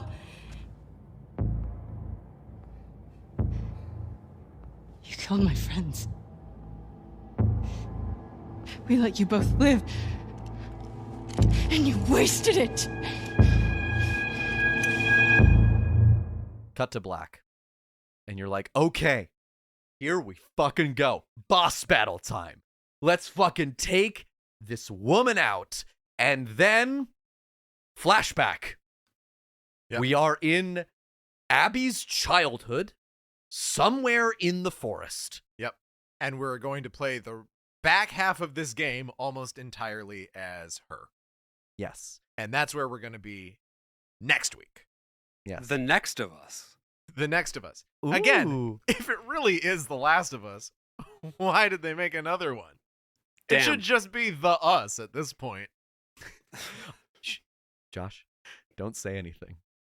But Ellie is right behind Brian right now, and I think if Ellie, we- the video game character? yes, and if we Okay. keep him distracted long enough, I think Yeah. she'll get the stealth kill. Oh, okay, great. So just wanted to say then that we thank you for listening to our episode of The Worst of All Possible Worlds this week. We'll Yeah. be back next week just continuing where we left off. Because who boy, as I like to say. Yes. That is going to be on our Patreon, patreon.com/worstofall. And just letting you know that up front because we don't want you to feel bait and switch this time around. Beyond that, though, regardless of whether you subscribe to our show on Patreon or not, did just want to say in these fucking unprecedented times. Whoa. We really appreciate your ongoing support. It really means a lot to us that we get to do this show every week and that we get to hear about what it means to you. So Yeah. thank you for that. And yeah, that's really all I have to say for this week. I'm the worst of all possible Joshes. I'm the worst of all possible AJs. And I'm the worst of all possible Brians. See you next week.